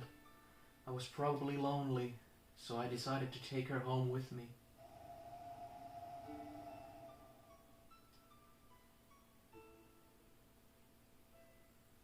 Eris and I became close very quickly. That child loved to talk. She used to talk to me about everything.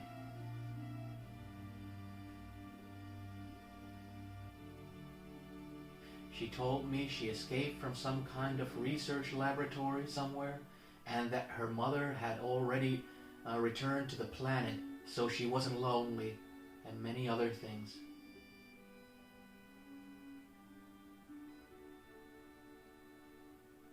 Return to the planet? I didn't know what she meant. I asked if she meant a star in the sky, but she said it was this planet. She was a mysterious child in many ways. Mom!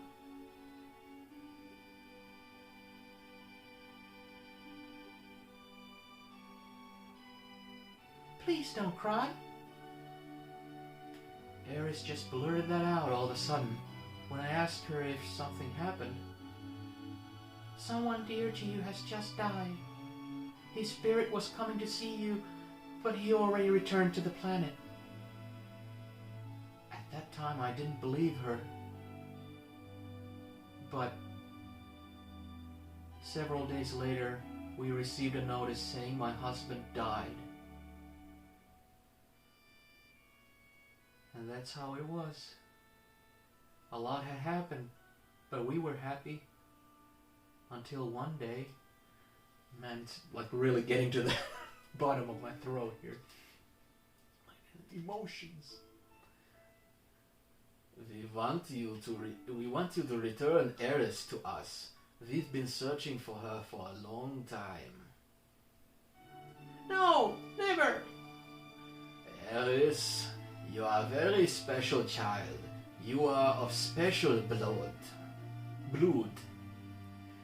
Your real mother was an ancient. Of course I heard it, that she was an ancient. The ancients will lead us to the land of supreme happiness, yeah. Eris will be able to bring happiness to all those in the slums. That is why Shinra would like Eris' cooperation. He's wrong. I'm not an ancient. I'm not. But Eris, surely you hear voices sometimes when you're all alone, yeah? No, I don't.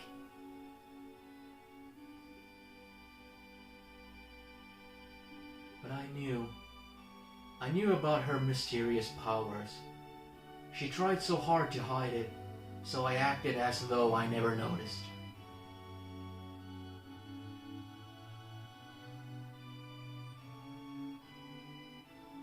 It's amazing how she's avoided the Shinra for all these years. The Shinra needed her, so I guess they wouldn't harm her. But why now? She's brought a little girl here with her. On the way here, Zeng found them. She probably couldn't get away fast enough. She decided to go to the Shinra in exchange for the little girl's safety. Must be Marlene. Marlene? Eris was caught because of Marlene? I'm sorry. Marlene's my daughter. I'm really sorry. You're her father? How in the world could you ever leave a child alone like that? Please don't start with that. I think about it all the time. What would happen to Marlene if I... But you gotta understand something. I don't got an answer. I wanna be with Marlene, but I gotta fight. 'Cause if I don't, the planet's gonna die. So I'm gonna keep fighting. But I'm worried about Marlene. I really just wanna be with her. Always. See? I'm going in circles now. I think I understand what you're saying. She's upstairs, asleep. Why don't you go and see her? Man, this game, it's like the first sections of the game is so like the setting is like established as such a harsh and horrible and like miserable and you know, and then it hits you with all this kind of like introduces lovable characters and then introduces tragedy by killing them and now this, it's like the emotions are going in a spiral of like going out of control. But yeah, gotta have hope.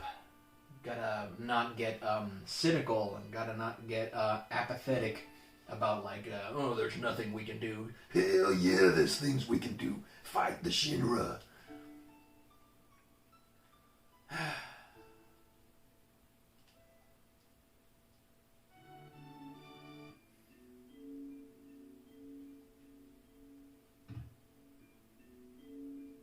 I'm so glad.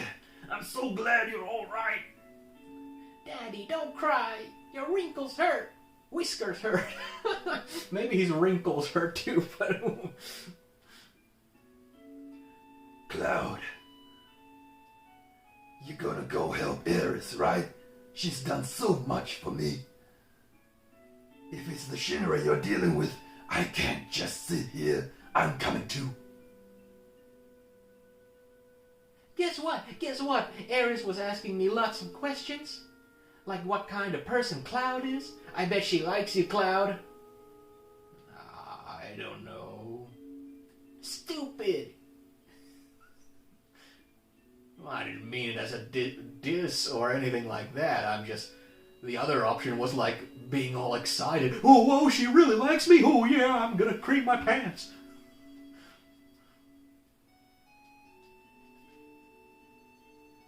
It's my fault. I was the one who got Eris involved in this. Don't say that. Eris doesn't think that.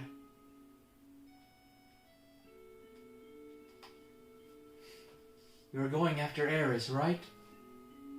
Yeah. I'm coming with you. We're going right into Shinra headquarters. You gotta be prepared for the worst. I know. Right now, I feel I have to push myself to the limit. If I stay here, I'll go crazy. Speaking of crazy... Sorry, but can you take care of Marlene a bit longer? Yes, I don't mind. It's gonna be longer than you think. This place is dangerous now. You better go somewhere else. You're right. But promise me that you'll come back to her. Don't get yourself killed. Yeah.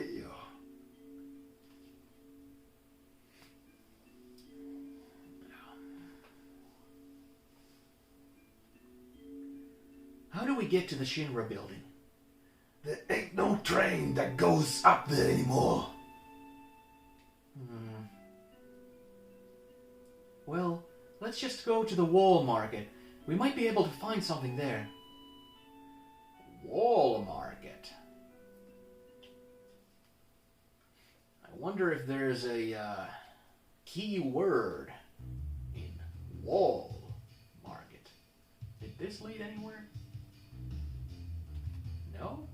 Okay.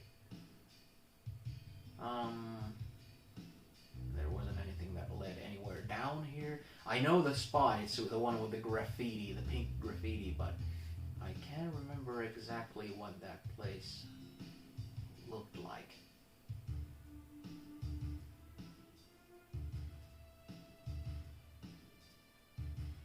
Was it here? No. That's the church.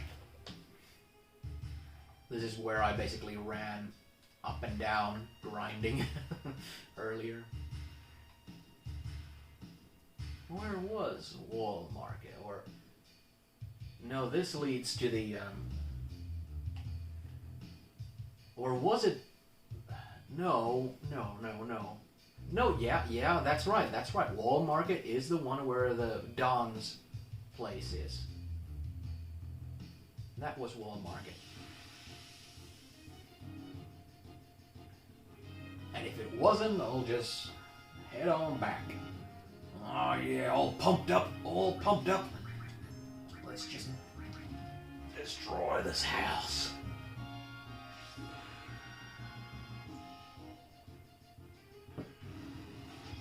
It's kind of funny. I remember a lot of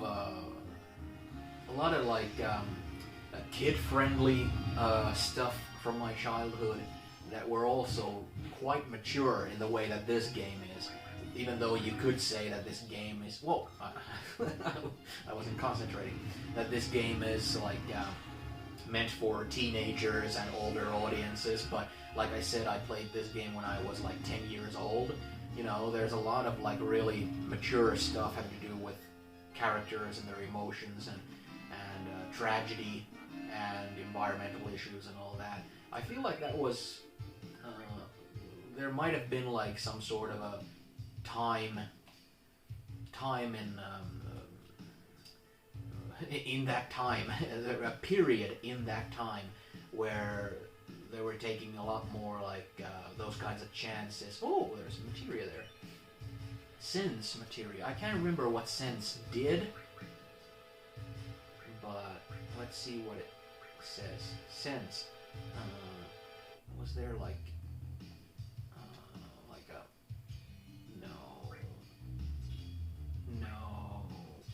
I can't remember what it does, and I can't remember how to bring up the screen that says what materias do, but if the earlier parts are to be believed, the more you have materia, the more it weakens your physical attributes, so I don't want to stack needless materia on myself. So yeah, this is... Ooh, got a hiccup. I wonder which... Oh, but if they said come back later, I wonder if there's anything changed here now. Phew, it's all dusty. Ever since the sky came down, I'll have to start over. Is the guy still lounging? Well, no. Now he's actually selling stuff. Oh! I think I'm gonna buy another healing materia.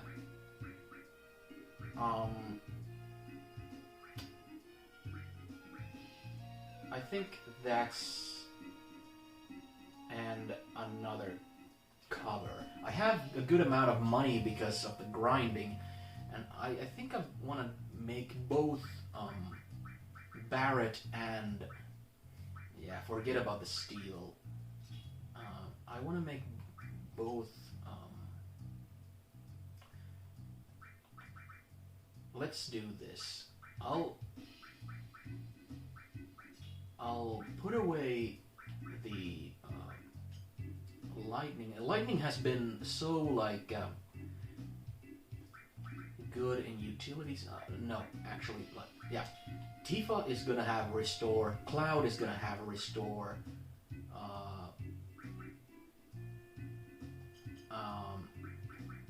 Barret is going to have cover, and he's gonna have fire. So fire and cover for Barret, restore, cover, and lightning for Cloud, and for Tifa, restore and ice. as soon as I get the all materia, then it's... I'm gonna sell this guy the materia I'm not fond of. I'm not fond of... I know this is one of those things that people who can like min-max a lot of game mechanics are like, oh, don't, like they know a bunch of spots in the game where if you use this steel thing you can get like epic items or stuff. Well, if you only get this little money for it, I won't get rid of it, but it's, you know. Let's also go to the let's actually see if I now have... No, it's still on Eris. So let's go to the... According to that guy in the tank, if you're strong enough, anyone can make it to the top plate. So build your strength by having a plate of our food. Well, shit. I tried the Korean barbecue last time. Welcome, sit wherever you like. I want to try today's special. Let's see what happens. What will you have? Today's special. Coming up. In this store, you pay first. It'll be 70 gil. I hope it's not like haggis or something, or deep-fried Mars bars. Thank you, just a second. Well, I didn't give him a Scottish accent, so it's... there's a high chance it's not. There you go, enjoy! Oh, it's the same thing. Let's just be super rude just because it's so, like, out of character for me. I've had better dog food. Thank you very much! I suppose that was a sarcastic thank you very much. But yeah, let's go to the weapon shop. Get the mithril armlet for Barret.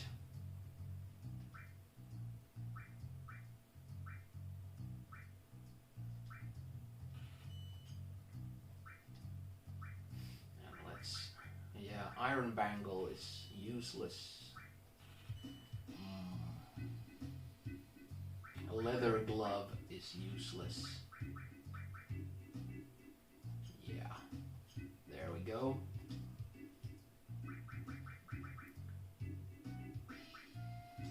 There. Nice. Alright.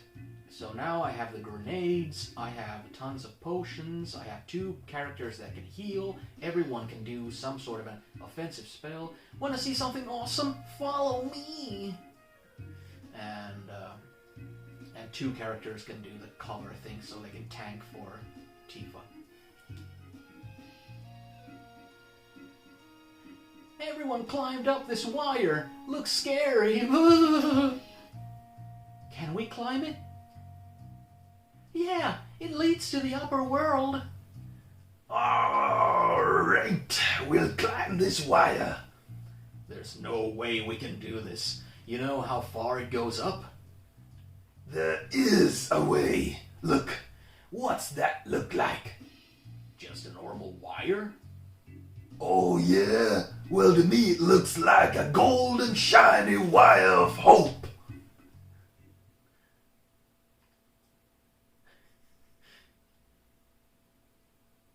You're right.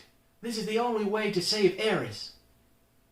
Okay, that was a bad analogy, but Barret, I understand how you feel. Let's go. Hell yeah. Ah, so good. Such determination.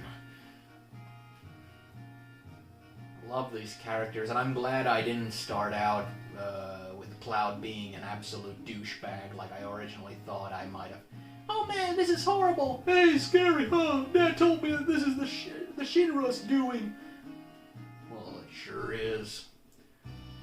damn government.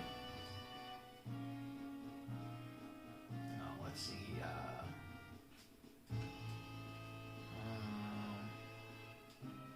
Yeah, there's a bunch of stuff. I'll have to kind of remind myself of like how to get. I need to put a battery or something in there. Maybe if I put a battery in, the propeller might work. Where can I get a goddamn battery? Oh shit, does this mean I have to go down and buy a battery from somebody?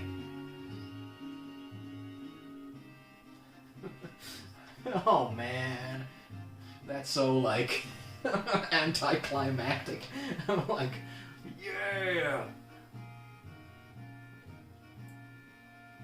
I'm guessing the battery is something that the weapon shop guy. I mean, there's another character in the behind the mesh fence in his store. I guess it might have been him that I get it from. I can't recall. Let's go.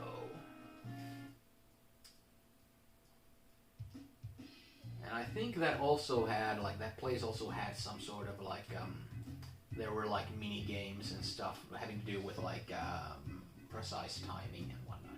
Oh, can I talk to you? You're going up to the plate. You better have a battery. You're gonna sell me something you just found? Hey, you knew, but I repaired it, so it's all right. Why do I need a battery to climb to the plate? You'll find out when you get there. How about 100 gil for each? All right, I'll take them. Received batteries. I suppose this is like one of those, like, you just talk to the guy and he's like trying to scam you, like, want to go camping? How about some batteries? Going sailing? How about some batteries? Just because he found them on the ground, you know? Well, sadly I didn't remember that part, so I didn't grab them first, so now it's like, where were we? Oh yeah, back to the triumphant climbing of hope.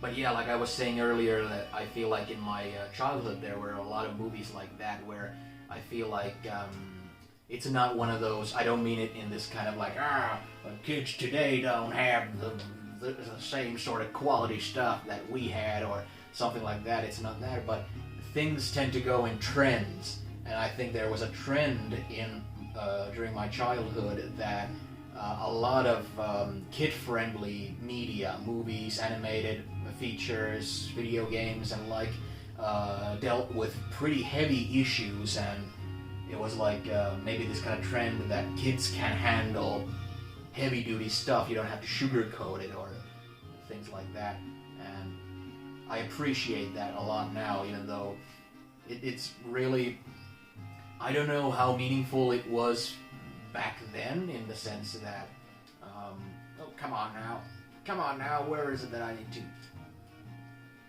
come on, do I need to jump on the plate, or, what's going on? Come on, oh, Jesus, what do I need to do? Or is it that I need to go up here? Oh, yeah. Because when I was a kid, I was still like, I had kid brain. I had brain of basically, oh, another battery. Of just liking stuff that looks neat. I liked anything that had like flashy effects and, you know, spaceships and, like I remember, for example, when I was a kid, I really liked, come on now. How high do I need to go? Oh yeah, looks like the only way is to jump onto that bar. Should make it if I jump before it comes too close. Use OK button to jump. Okay, so I need to time this. Jump too soon. So yeah, I was like, even though I was exposed to a lot of good stuff like this, I had a kid brain, so I still just gravitated to the surface level stuff. Like, jump too soon. Well, why did you tell me to jump before it gets too close? But yeah, it's only later that a lot of these things, get appreciated for the more mature themes, at least for somebody like me. There you go. Because your mind matures and you start to see that media such as movies, video games, and comic books can have, a lot more to them than the surface level stuff. For example, as a kid, like I was about to say, I was really into the Joel Schumacher Batman movies because they were filled with flashy stuff. It's like what Jesse said. I'm into bombs and gizmos and stuff. Flashy stuff. So I think people are needlessly kind of ether. Thanks. People can be needlessly kind of bitchy about young kids these days, like, they're just into movies that are all about surface level stuff and stuff like that. With the Marvel movies are all about sizzle, not steak, and all that stuff. When I was a little kid, like around 10, 12 something, I was into sizzle, not steak, no matter how good of a movie you bring in front of me.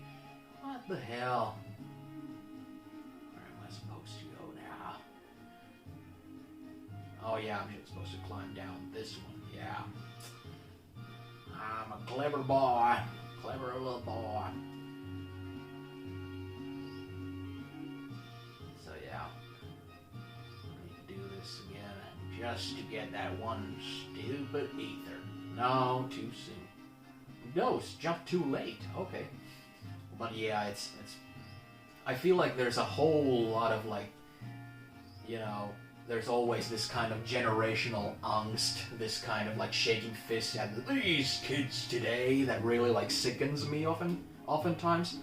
Like, I think a lot of people misremember their own childhoods and what they were into, for what reason, and whether or not the stuff they were into as kids was any better, really, than the stuff kids are into these days and all that, Because I remember when I was a kid and I was into like the 90s Spider-Man cartoons, and I was into Teenage Mutant Ninja Turtles, and I was into all this stuff.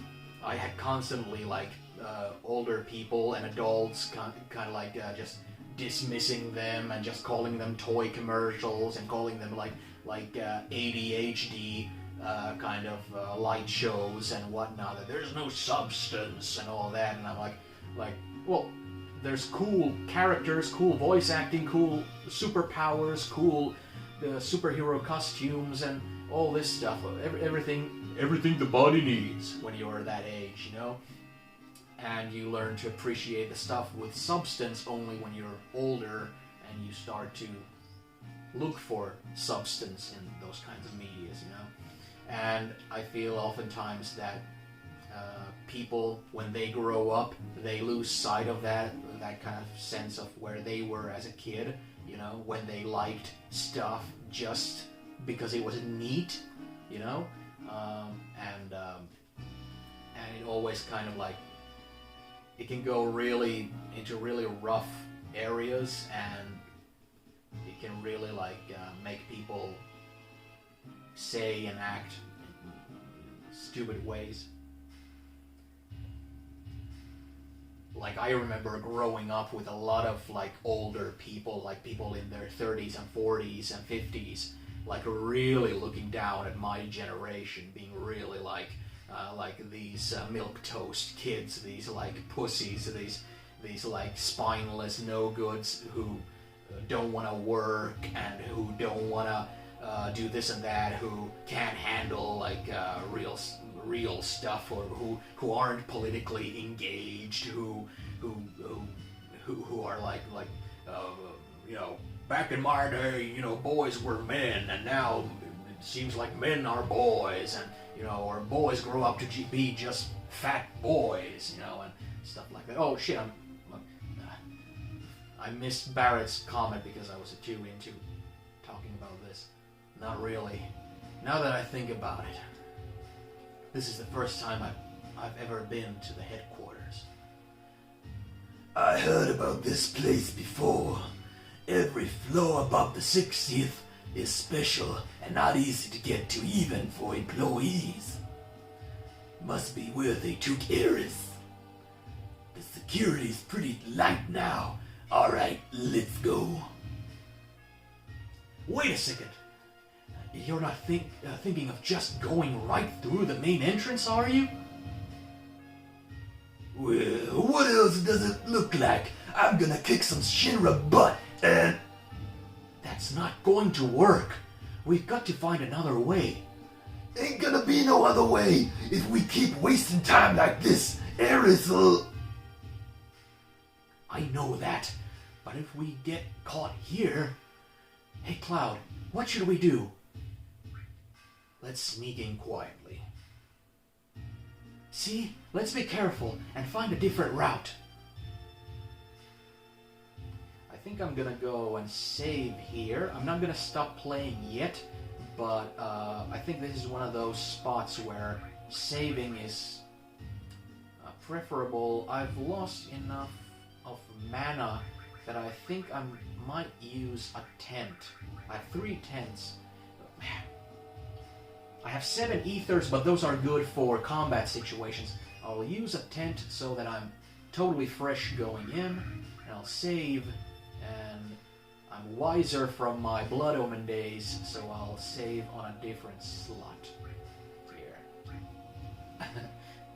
So yeah, I'm basically just talking about this kind of generational angst of like growing up with basically like older people calling you a piece of trash for the mere crime of being born at a certain time and date, you know? And of course it's just their generational angst being poured over. They're like unfinished personal business and emotional baggage being poured onto others. But it's really like I mentioned before, like I work with kids. I work in an elementary school cafeteria. I'm a cook, so I work with little kids all the time, and it's actually like almost literally sickening to me, having grown up with that sort of shadow over me, constantly like thinking less of myself because like older generations think I'm shit, you know, just for being of my generation, for being a millennial, and seeing now my age people come to the age of like being almost 40 or around 40, like little lower or a little higher, and looking at kids today who are like junior high age, you know, teenagers, and having the exact same things, calling them exact same milquetoast, don't want to work, lazy, spineless, all these same things. It repulses me. It like brings up this kind of these fumes of resentment, you know. So even though I'm holding like a lot of media from my childhood in high regard, I'm not trying to elevate myself just because I was around that sort of media. And I'm sure there's a bunch of good stuff I'm not aware of today that kids are into. Excuse me, if you don't have an appointment, you'll just have to... Don't need no appointment. This is an emergency. Anyone who don't want to get their face bashed in better get out of the way. Ah! Who do they think they are?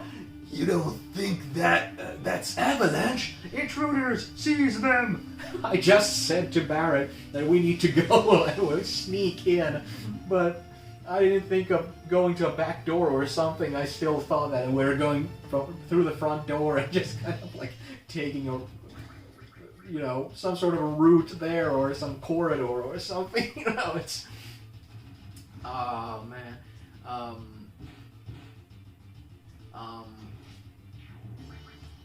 But yeah, I'm like, when it comes to gaming and stuff, I hate nothing more than grognards. I have like a deep hate of grognards. I think grognards should be smelted into bars and served to dogs. Well, okay, that's pretty a bit harsh, but yeah, it's that same exact reason. It's like bitter people pouring their bitterness and like angst and depression, because I do think nostalgia is a minor form of depression, at least in some kind of way. You know, that sort of thing, pouring it on others and creating enemies out of nothing, out of potential allies. You know, you have a whole new generation of people you might really love gaming with, but you'd rather make enemies out of them so that you have a punching bag to, you know, pour all the stuff grognards told you when you were young, or just basically like you're in love with a lot of ideas of gaming you fell in love with, and how dare these kids not enjoy the same stuff I enjoy, or enjoy the same stuff I enjoy in the way I enjoy them, you know? How dare you have a new take, a fresh take, a unique take, or how dare you have a different taste from mine, you know? Miserable fucks. Let's go to the top. Alright, let's just go through this place. This is a good, actually, like a fine spot to basically like, this is as good as grinding, pretty much, doing it this way. I guess like sneaking past everything is going to save a lot of items and stuff, but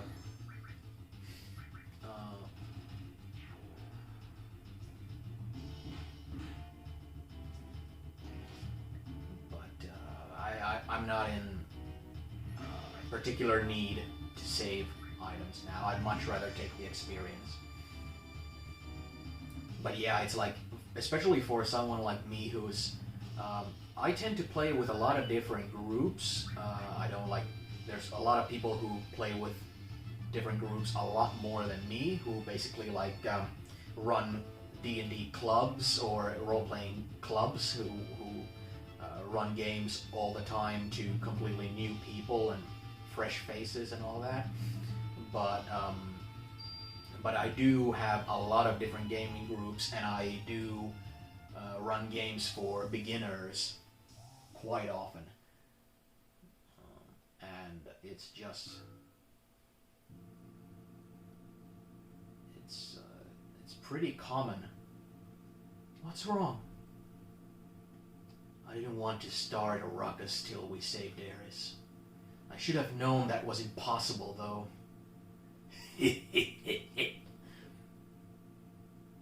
What is it?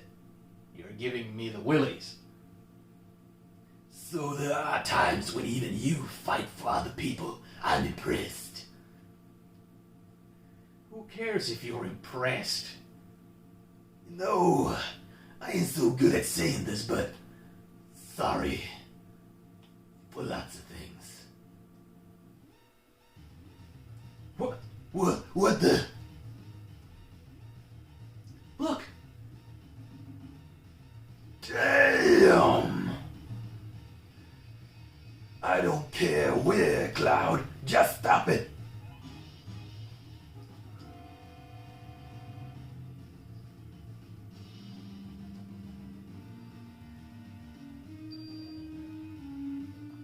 Enemies.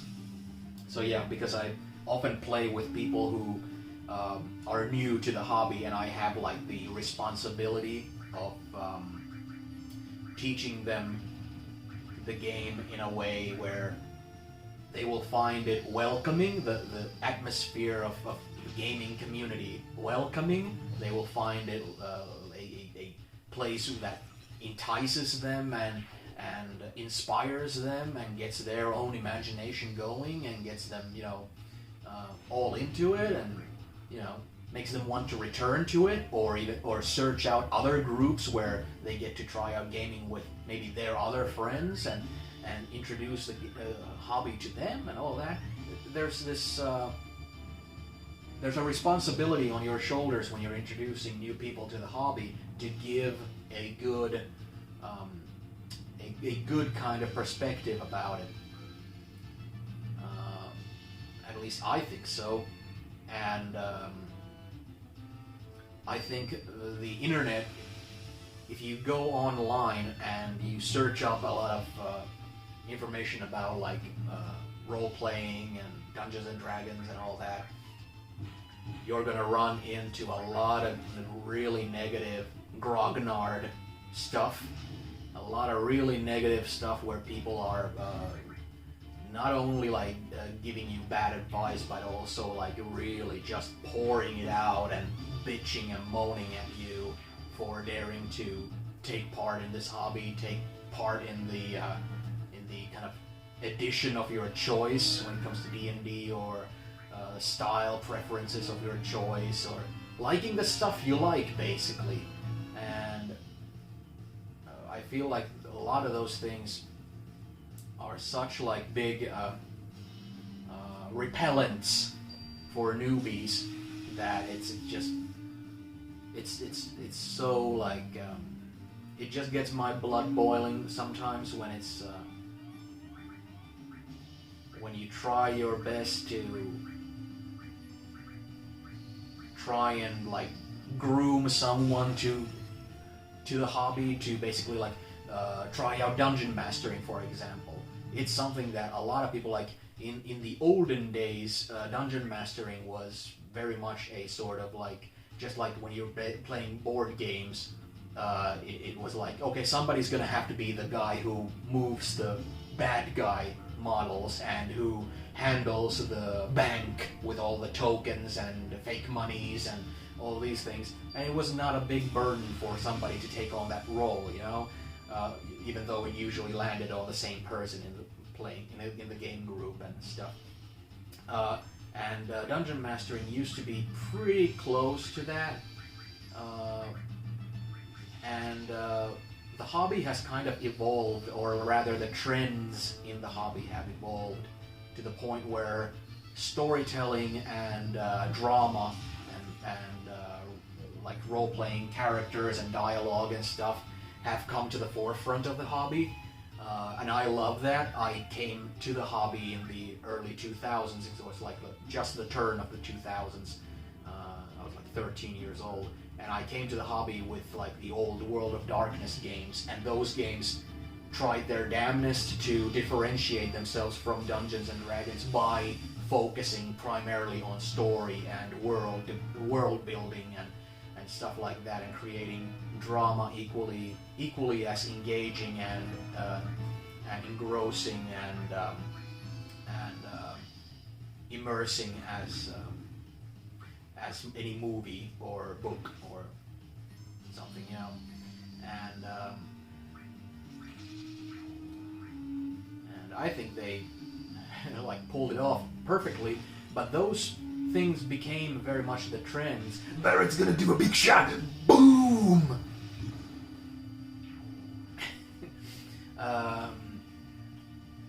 And those kind of stuck, and that's one of the main reasons why I really liked Dungeons and Dragons 5th edition, unlike many of the earlier editions. It's because it was very much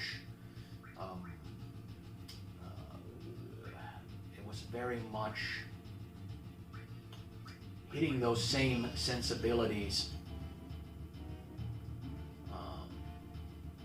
in like a D&D game, but have the same sort of like level of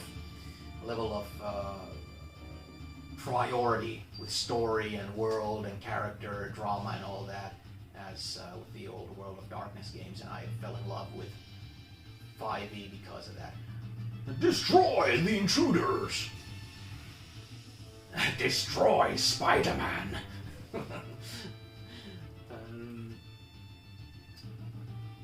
They sure didn't look like mech suits on the other map there, but yeah, it's I think with any hobby, there's the same kind of idea that, let's say you're into movies, you're like really like I'm really into movies. I like just off camera I have like a huge shelf full of Blu-rays and DVDs and all sorts of collector box sets and all that stuff. I'm really into movies and collecting them and all that.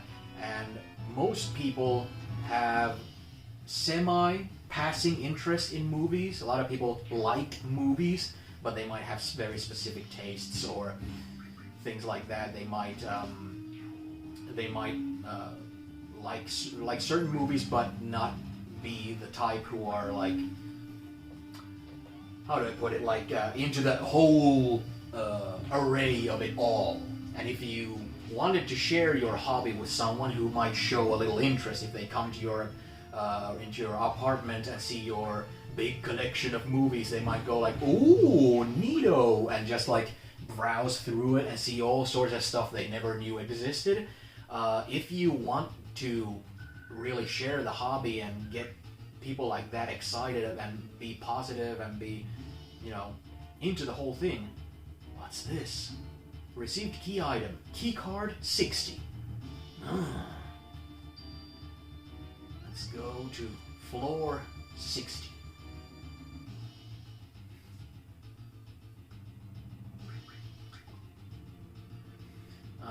You need to, take into consideration a lot of their tastes and a lot of their preferences and kind of massage things over. You can't just have somebody who's into your regular ass, action adventure movies and then just invite them over and put on the Holy Mountain or something like that, or Eraserhead or Tetsuo or something like that, and expect them to want to return.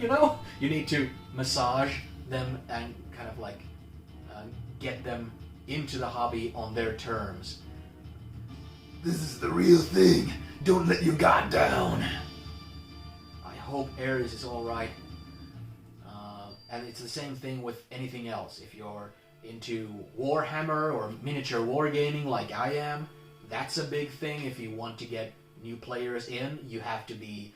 You don't throw them into the deep end. You don't just okay, let's start out with the most dense rules mechanics, with the most crunchy missions and the most detailed and difficult things, and a game that normally lasts 5 hours to play. You're gonna burn them out, and they won't be returning to your gaming group. Let's see. Can't recall. I know that there's basically the statues that... Oh, there's no door there. Well, that's just... People like you don't belong here. Go on, get out. Oh, we're inside such high floors that they're not even aware of what's going on downstairs. Oh yeah, here's a door. Here's a door. Look at that. All of them guards is running around. You go on ahead and signal us when it's safe to come.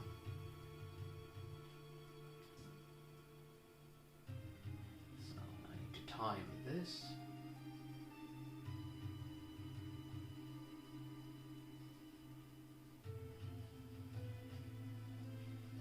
Alright. Okay. Wait for the soldiers to let down their guard, then push circle button to signal the others. Oh yeah. But yeah, with any kind of hobby, you need to massage those kinds of things, and whether it's tabletop RPGs like D&D or any of the other things I just mentioned, you need to put in effort to if you want those people, if you want fresh faces, if you want new blood into your hobby, and you know, if you want diversity into your hobby, if you don't want just sweaty guys around the table, you know, but you want people who have different kind of preferences and likes and dislikes, you're gonna have to, you know, cater to those likes and dislikes, you know, and you're gonna need to actually put in effort. And it's very disheartening oftentimes to Oh, fuck. where you think you're going? Where you think you're going? And yo, what you doing, brother? That wasn't the real lyric. Attack from both sides. I hope I don't have to start that whole thing from the very beginning. Let's just keep on attacking normally.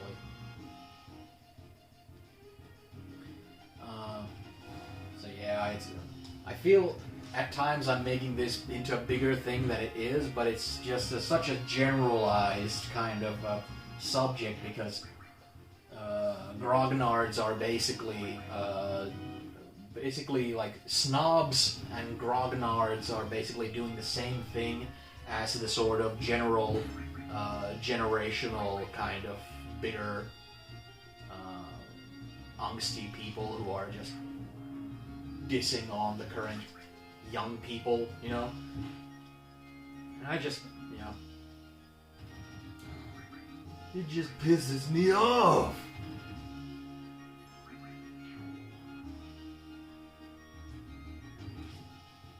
I think it's kind of like the same thing as every time somebody finds like a niche hobby and that hobby goes mainstream because it becomes, you know, popular, and it starts to shape itself to appeal more to a mainstream audience. Oh no, let's focus, let's be patient this time.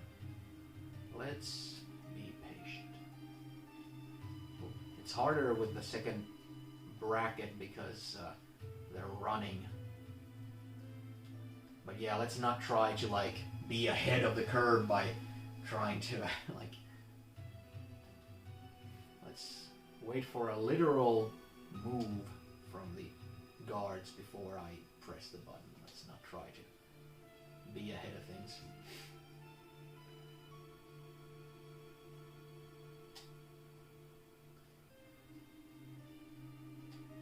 But yeah, it's one of those things where I feel like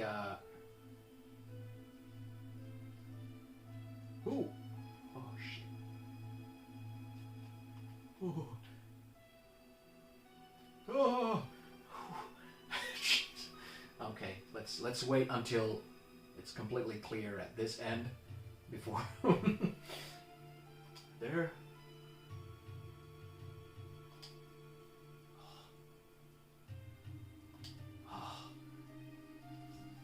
Jesus. All right. Come on now.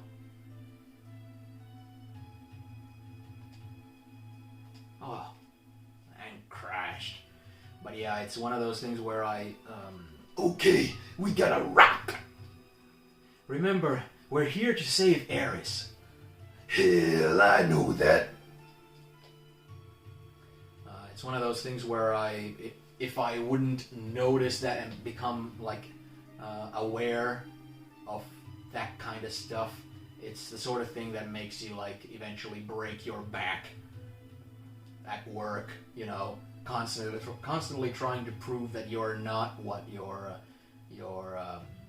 kind of, well, I won't say abusers, but what people who've been talking shit about you your whole life say you are. You're constantly trying to prove that you're not spineless. You're not spineless. So you work like a maniac until your spine breaks, and then you're, you know, permanently like getting out of bed with terrible pains and groans and stuff. It's a scam. It's a scam. Don't give in to that generational angst. I thought I heard a ruckus downstairs a minute ago. Do you know what that was all about? No idea, but no need to hurry because everything above the 60th floor is safe. That's what you think. I wonder... I'm gonna need to get, like, I don't remember seeing your face before. You new here? Say, you're cute. Let me teach you some things. Things? Wipe that stupid look off your face. I was only going to teach you how to get to the next floor. The higher ups in the company use the floors above the 60th floor, but you can't get there without a key card. Get a key card and you can use the elevators freely. Voila! You hear that sound and the door opens. Just remember there are different types of cards. One key card alone won't let you go everywhere. For example, keycard 60 only takes you to the 60th floor. Keycard 65 only takes you to the 65th floor. It's a security system worthy of Shinra. After all the power in Midgar and the world, for that matter, is controlled by them. Oh, I have to go. Gotta get back to work. Well, I guess, gee, thanks. I have no idea which card I am now holding. I don't think I have the 62. No. So, most likely I'm gonna have to speak to someone. What's keeping her? Did she forget her key card? Even employees can't walk around above 60th floor without a key card. Who? Is there a free key card? The hell are you? What are you doing around here? Oh, I see. So you must be that, whatchamacallit, Shinra Inc. Repair Division. You know, it looks like this building is starting to fall apart. This door was just pushed open. You ought to fix this right away. Oh yeah, and take a look on the other floors too. I'll give you this. Received key card 62. I didn't even have to say a thing. I just said ... And it was like, oh, you're a repairman? Yeah, I have that look about me, don't I? Let's see, there's a library full of lies. Who are you? Heart? How do you do, baby? This is the Midgar Mayor's office. Mayor Domino is in his office. I am the deputy mayor, baby. If you should have any questions, feel free to ask me, baby. Jimmy Hart. No. Hey, Mr. Mayor. Domino. Oh, and who might you be? You all must be those, me, Domino, the mayor of Midgar. Actually, I'm mayor in name only. The city and everything in it is really run by Shinra Inc. My only real job is watching over Shinra's documents. Me, the mayor, a librarian. You want to get upstairs? I tell you what, if you can guess the password, I'll give you my key card. Oh, that's a great, oh, it's a good thing Shinra runs things if somebody like this is a mayor. Like, hey, if you guess the nuclear passcodes, I'll give them to you. Yes, that's it. Guess the password, and I'll give you my key card. Get it on the first try, and I'll even throw in a special item. What kind of game show host bullshit is this? Let's see if there's, anything to read in the library, because it's plans for urban planning, Midgar city map, illustrated guide to city planning. Materials are non-circulating. It is forbidden to remove any materials from this floor. All right, I'm just checking to see if there's going to be any hint to what he's going to be asking. The Genova Project. File on Dr. Gast, biologist. Too bad I can't read this stuff. Diminishing Mako energy and planet movements. That's all interesting stuff. Why can't I read it?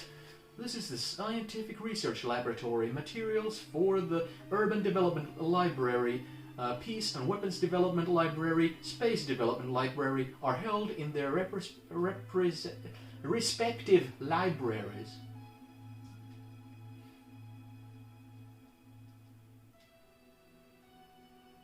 Oh, more libraries. Let's see. I would have wanted to read on the Genova Project and on the Dr. Gast stuff. Modern History of Midgar Space Program, Volume 1, yeah. Results of Failed Space Mission, YA-79. Special Peacekeeping Law. What does this say? This is the Space Development Research Laboratory. Click on the plate in front of each laboratory to see which it is. Yeah. These screens aren't giving me anything interesting, really. But the shelves are, because they're all foreshadowing stuff. Attend materia production and its military uses. Heidecker's Shinra Peacekeeping Law. Economic Report, Anti-Shinra Activities.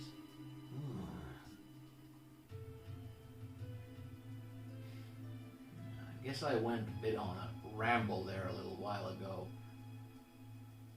Did you speak with the mayor? Sorry. Did you speak with the mayor? What? A password? Oh, I get it. He's got way too much time on his hands, but you can't really blame him, baby. Everything in Midgar is controlled by President Shinra. Maybe I can help you. What do you want to know? Help. Sure, all right. As a public servant, it's my job to serve the needs of the people, baby. So here's a hint. For 500 gil. Give him the money. 500 isn't that bad. Oh my, well, thank you very much, baby. Now listen, on this floor there are 4 research libraries for 4 different sections of Shinra Inc. Parts of the password are hidden in each one of the libraries. Pay careful attention to the files on each room. The name of each library written on the plaque outside the door. 500 buckaroos for basically what I already knew. But let's see if what we just went through on the library is any kind of help. Got it? Then tell me. So, what's the password?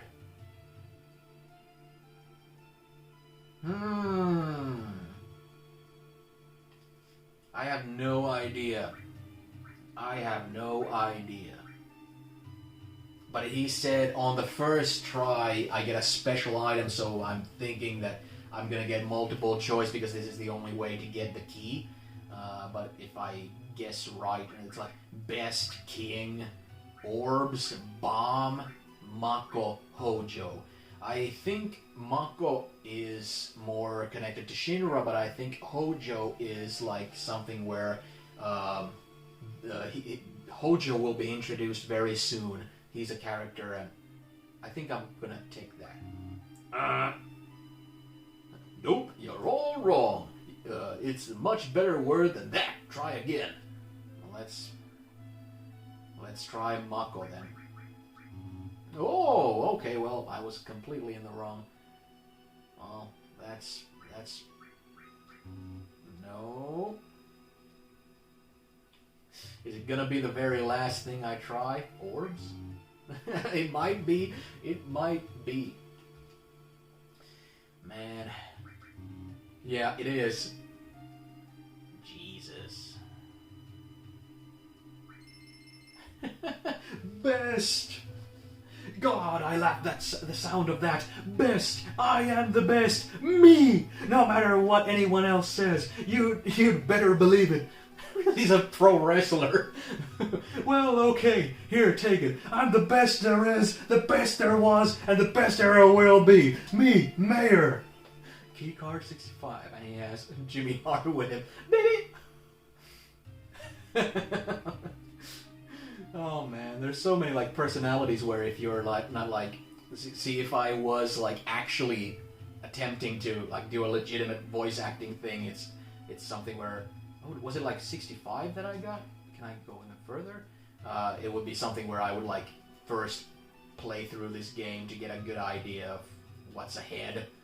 But now that I'm playing it like this, it's like just about every type of NPC persona and dialogue option is pretty much a surprise. Locked.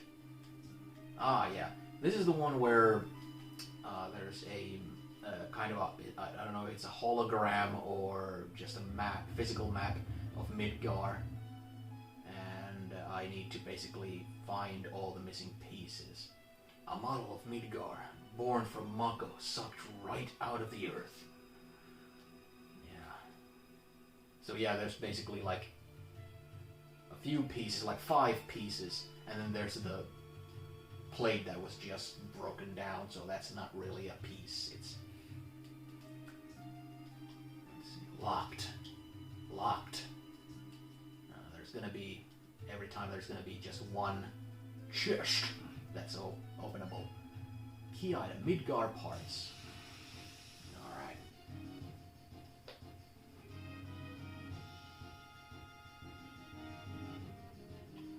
Now let's just keep on fighting for now.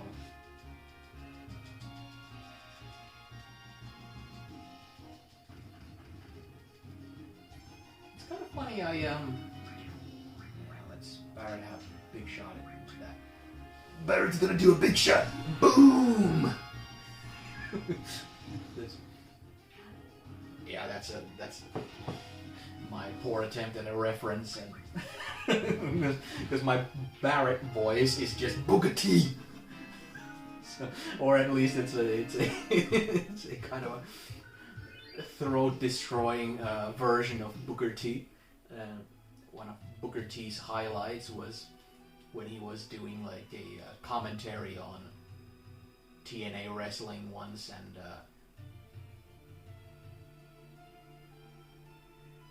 parts of the model are missing. Place the Midgar parts. There you go. And another one of the chests opened. But yeah, it's a highlight, a definite highlight, when he was like doing commentary and he was being a bad guy at the time, and he went into the ring and he brought his microphone with him and he was doing live commentary about himself kicking another wrestler's ass. He was like, Booker T coming in with a big shot. Boom! Booker T coming in with a kick to the abdomen. Boom! Oh my God! it was just awesome. Yeah, place the Midgar parts. Yeah, sounds of something opening up. Let's just heal a little bit. Yeah, let's use his. Yeah, you wind up losing quite a bit of health when you use the cover thing. It's a good thing because, I mean, Cloud and Barrett are much more tanky than Tifa, I think. It might just be my kind of prejudice of like looking at the character models and just assigning those kind of roles to them. I don't know their stats that thoroughly. That are they really tankier than her? But still, it's like if you have 2 characters constantly using the cover mechanic, it's gonna stack up.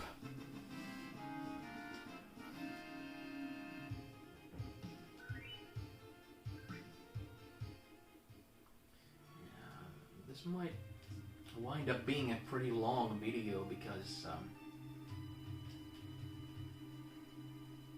this section, another piece, 2 more pieces to go, because this building is pretty well longer than I remembered, so, you know, might have been a better idea to stop when I was in the lobby or be in front of the front door, but if there's an opportunity to save before things go further, I'm gonna take that opportunity because I don't want this to stretch out to be like a, I don't know, 4-hour video. That's madness. There's another chest. Even though I would gladly play this game for like hours and hours. My aim is not to make like a video that lasts for an entire like work shift or something like that. There you go. Sounds like something's opened up. Alright, and that's the map complete. Now the chest that opened up is in here in the hallway, and it's a key card.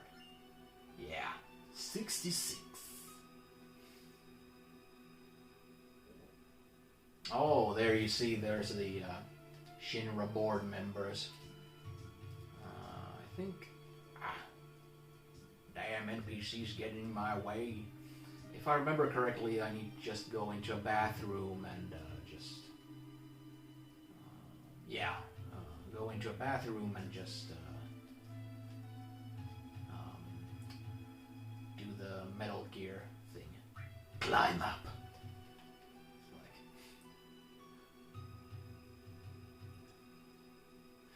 Again, a lot of trends. Maybe in the 90s there were a lot of Mission Impossible like things where people are like going through ventilation shafts. Whoops, wrong direction.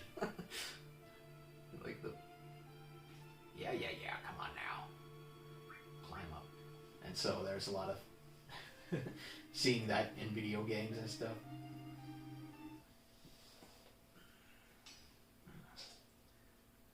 Am I gonna see the DARPA chief when I look down? Who's that? No. Just kidding. Jeez, that's a lot of suits. Okay.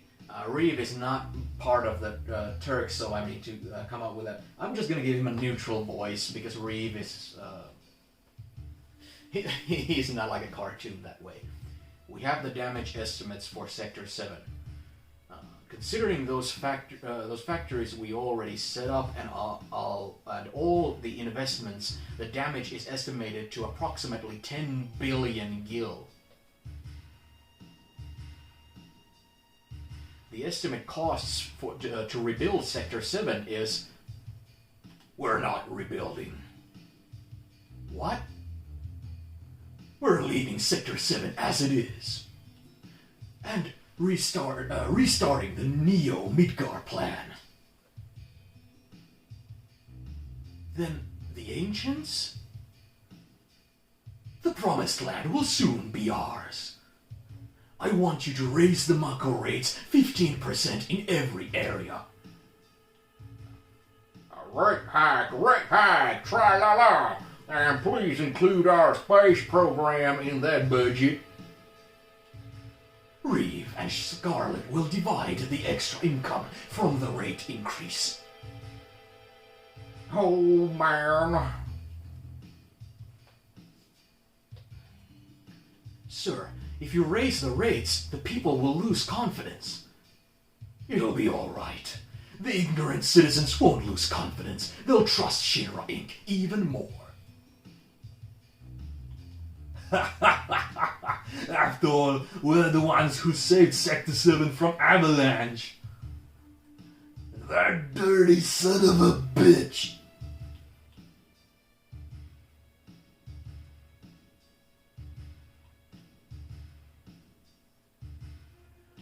Hojo, how's the girl? As a specimen, she is inferior to her mother. I'm still in the process of comparing her to her mother, Ifalna. But for now, the difference is 18%. How long will this research take? Probably 120 years. It's probably impossible to finish in our lifetime, or in the lifetime of the specimen too, for that matter.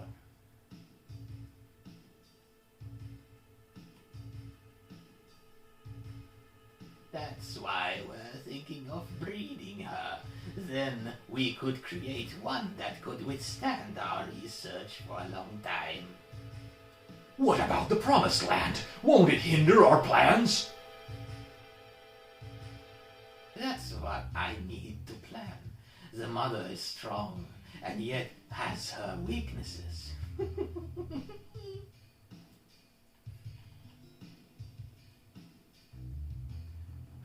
That concludes our meeting.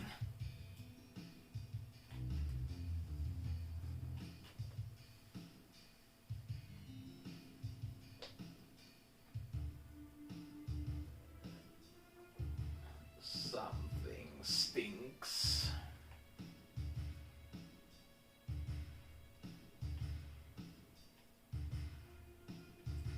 They were talking about Ares, right? I don't know. Probably. Let's follow them.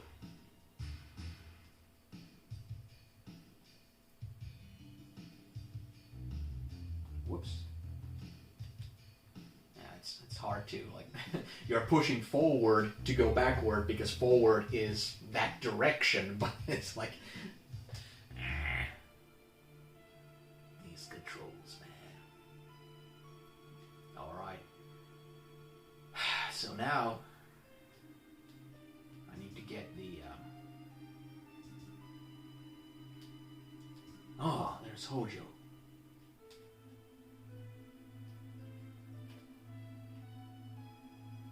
Hojo, huh?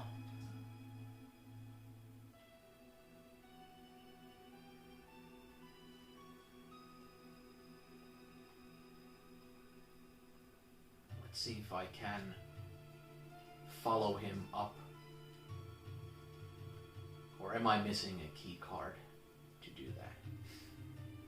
I mean, clearly the plot is like driving me to this direction, so I have a suspicion that, yeah, the door is going to be left open.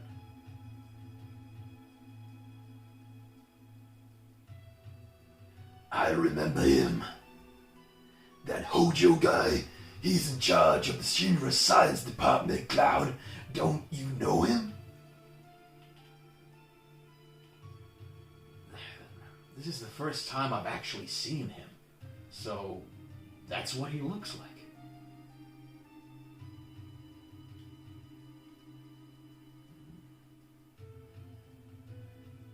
Reputation surpasses him, even for someone who's first class in soldier. Unless they're full of shit. Let's see, how long have I been? Oh, it's been quite a long time. Warning, warning. I don't know if this is some sort of a gimmick for this enemy that's gonna hit back. Oh no, okay. It wasn't doing anything and it was like saying warning, warning, so I maybe there was some sort of a countdown or whatnot.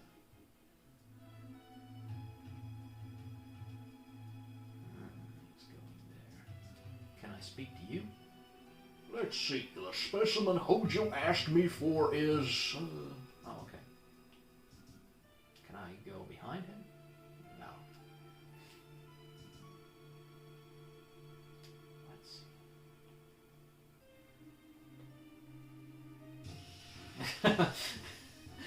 I'm like right behind his back.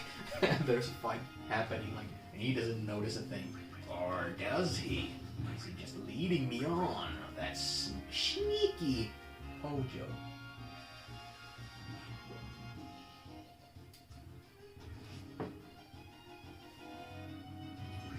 But yeah, I don't want to be too negative with the stuff I said earlier. That was kind of a I think I might have gone a little overboard with venting about it, but it's just the whole generational thing. But it's just something that irks me a lot. So it's you know.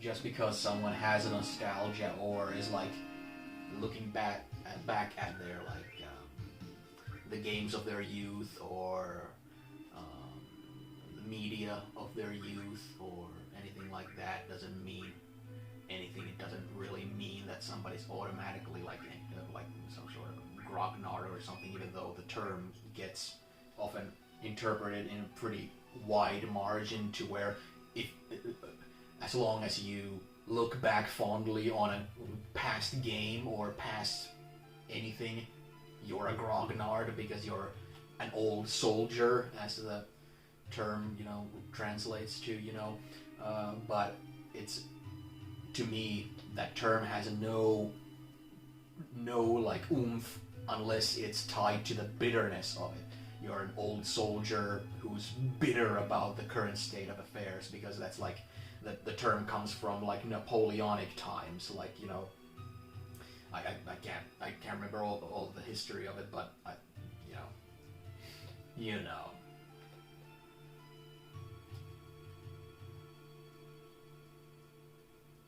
I think anybody can relate to being kind of frustrated with bitter people who are pouring their bitterness on others, so grognards. Is this today's specimen? Yes, we're starting right away. Raise it to the upper level. My precious specimen.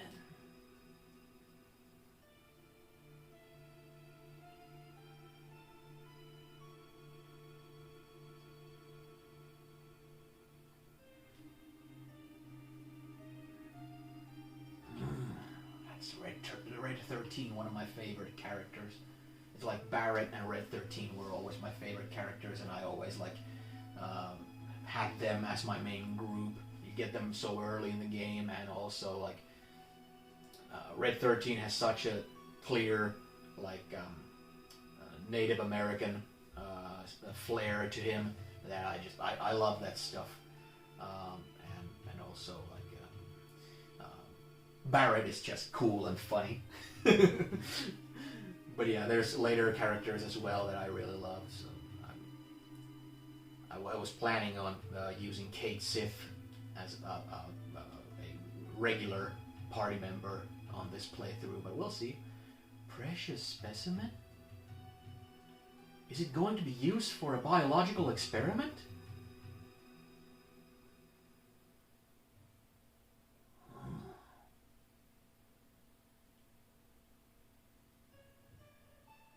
Genova.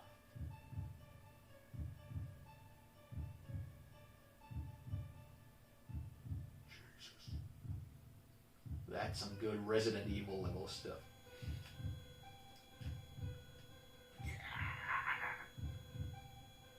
Splitting headache.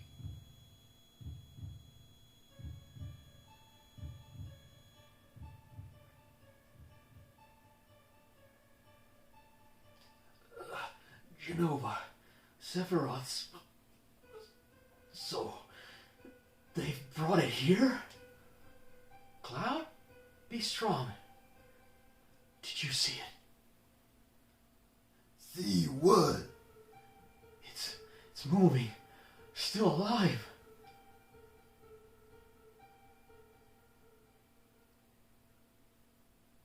Where's its motherfucking head?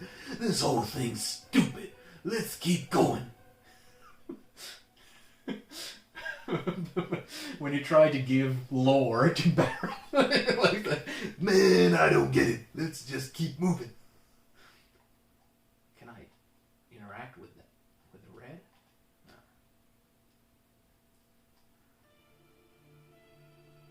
Alright, there's a safe spot. I'll grab this.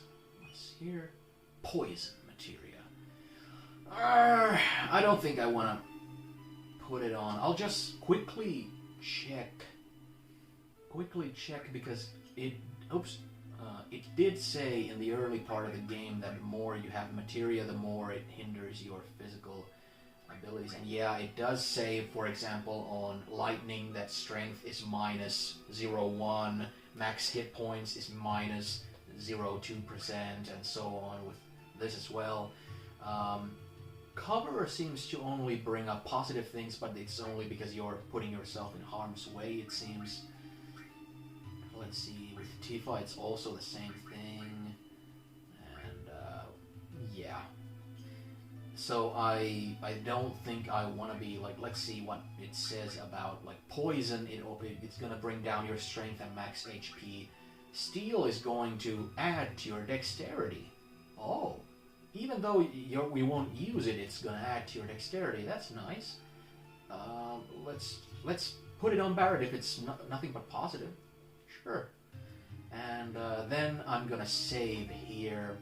And I think the session has been long enough to where if I keep going, there's going to be juicy stuff that I would really like to get to right now, but I don't want this video to last for an eternity.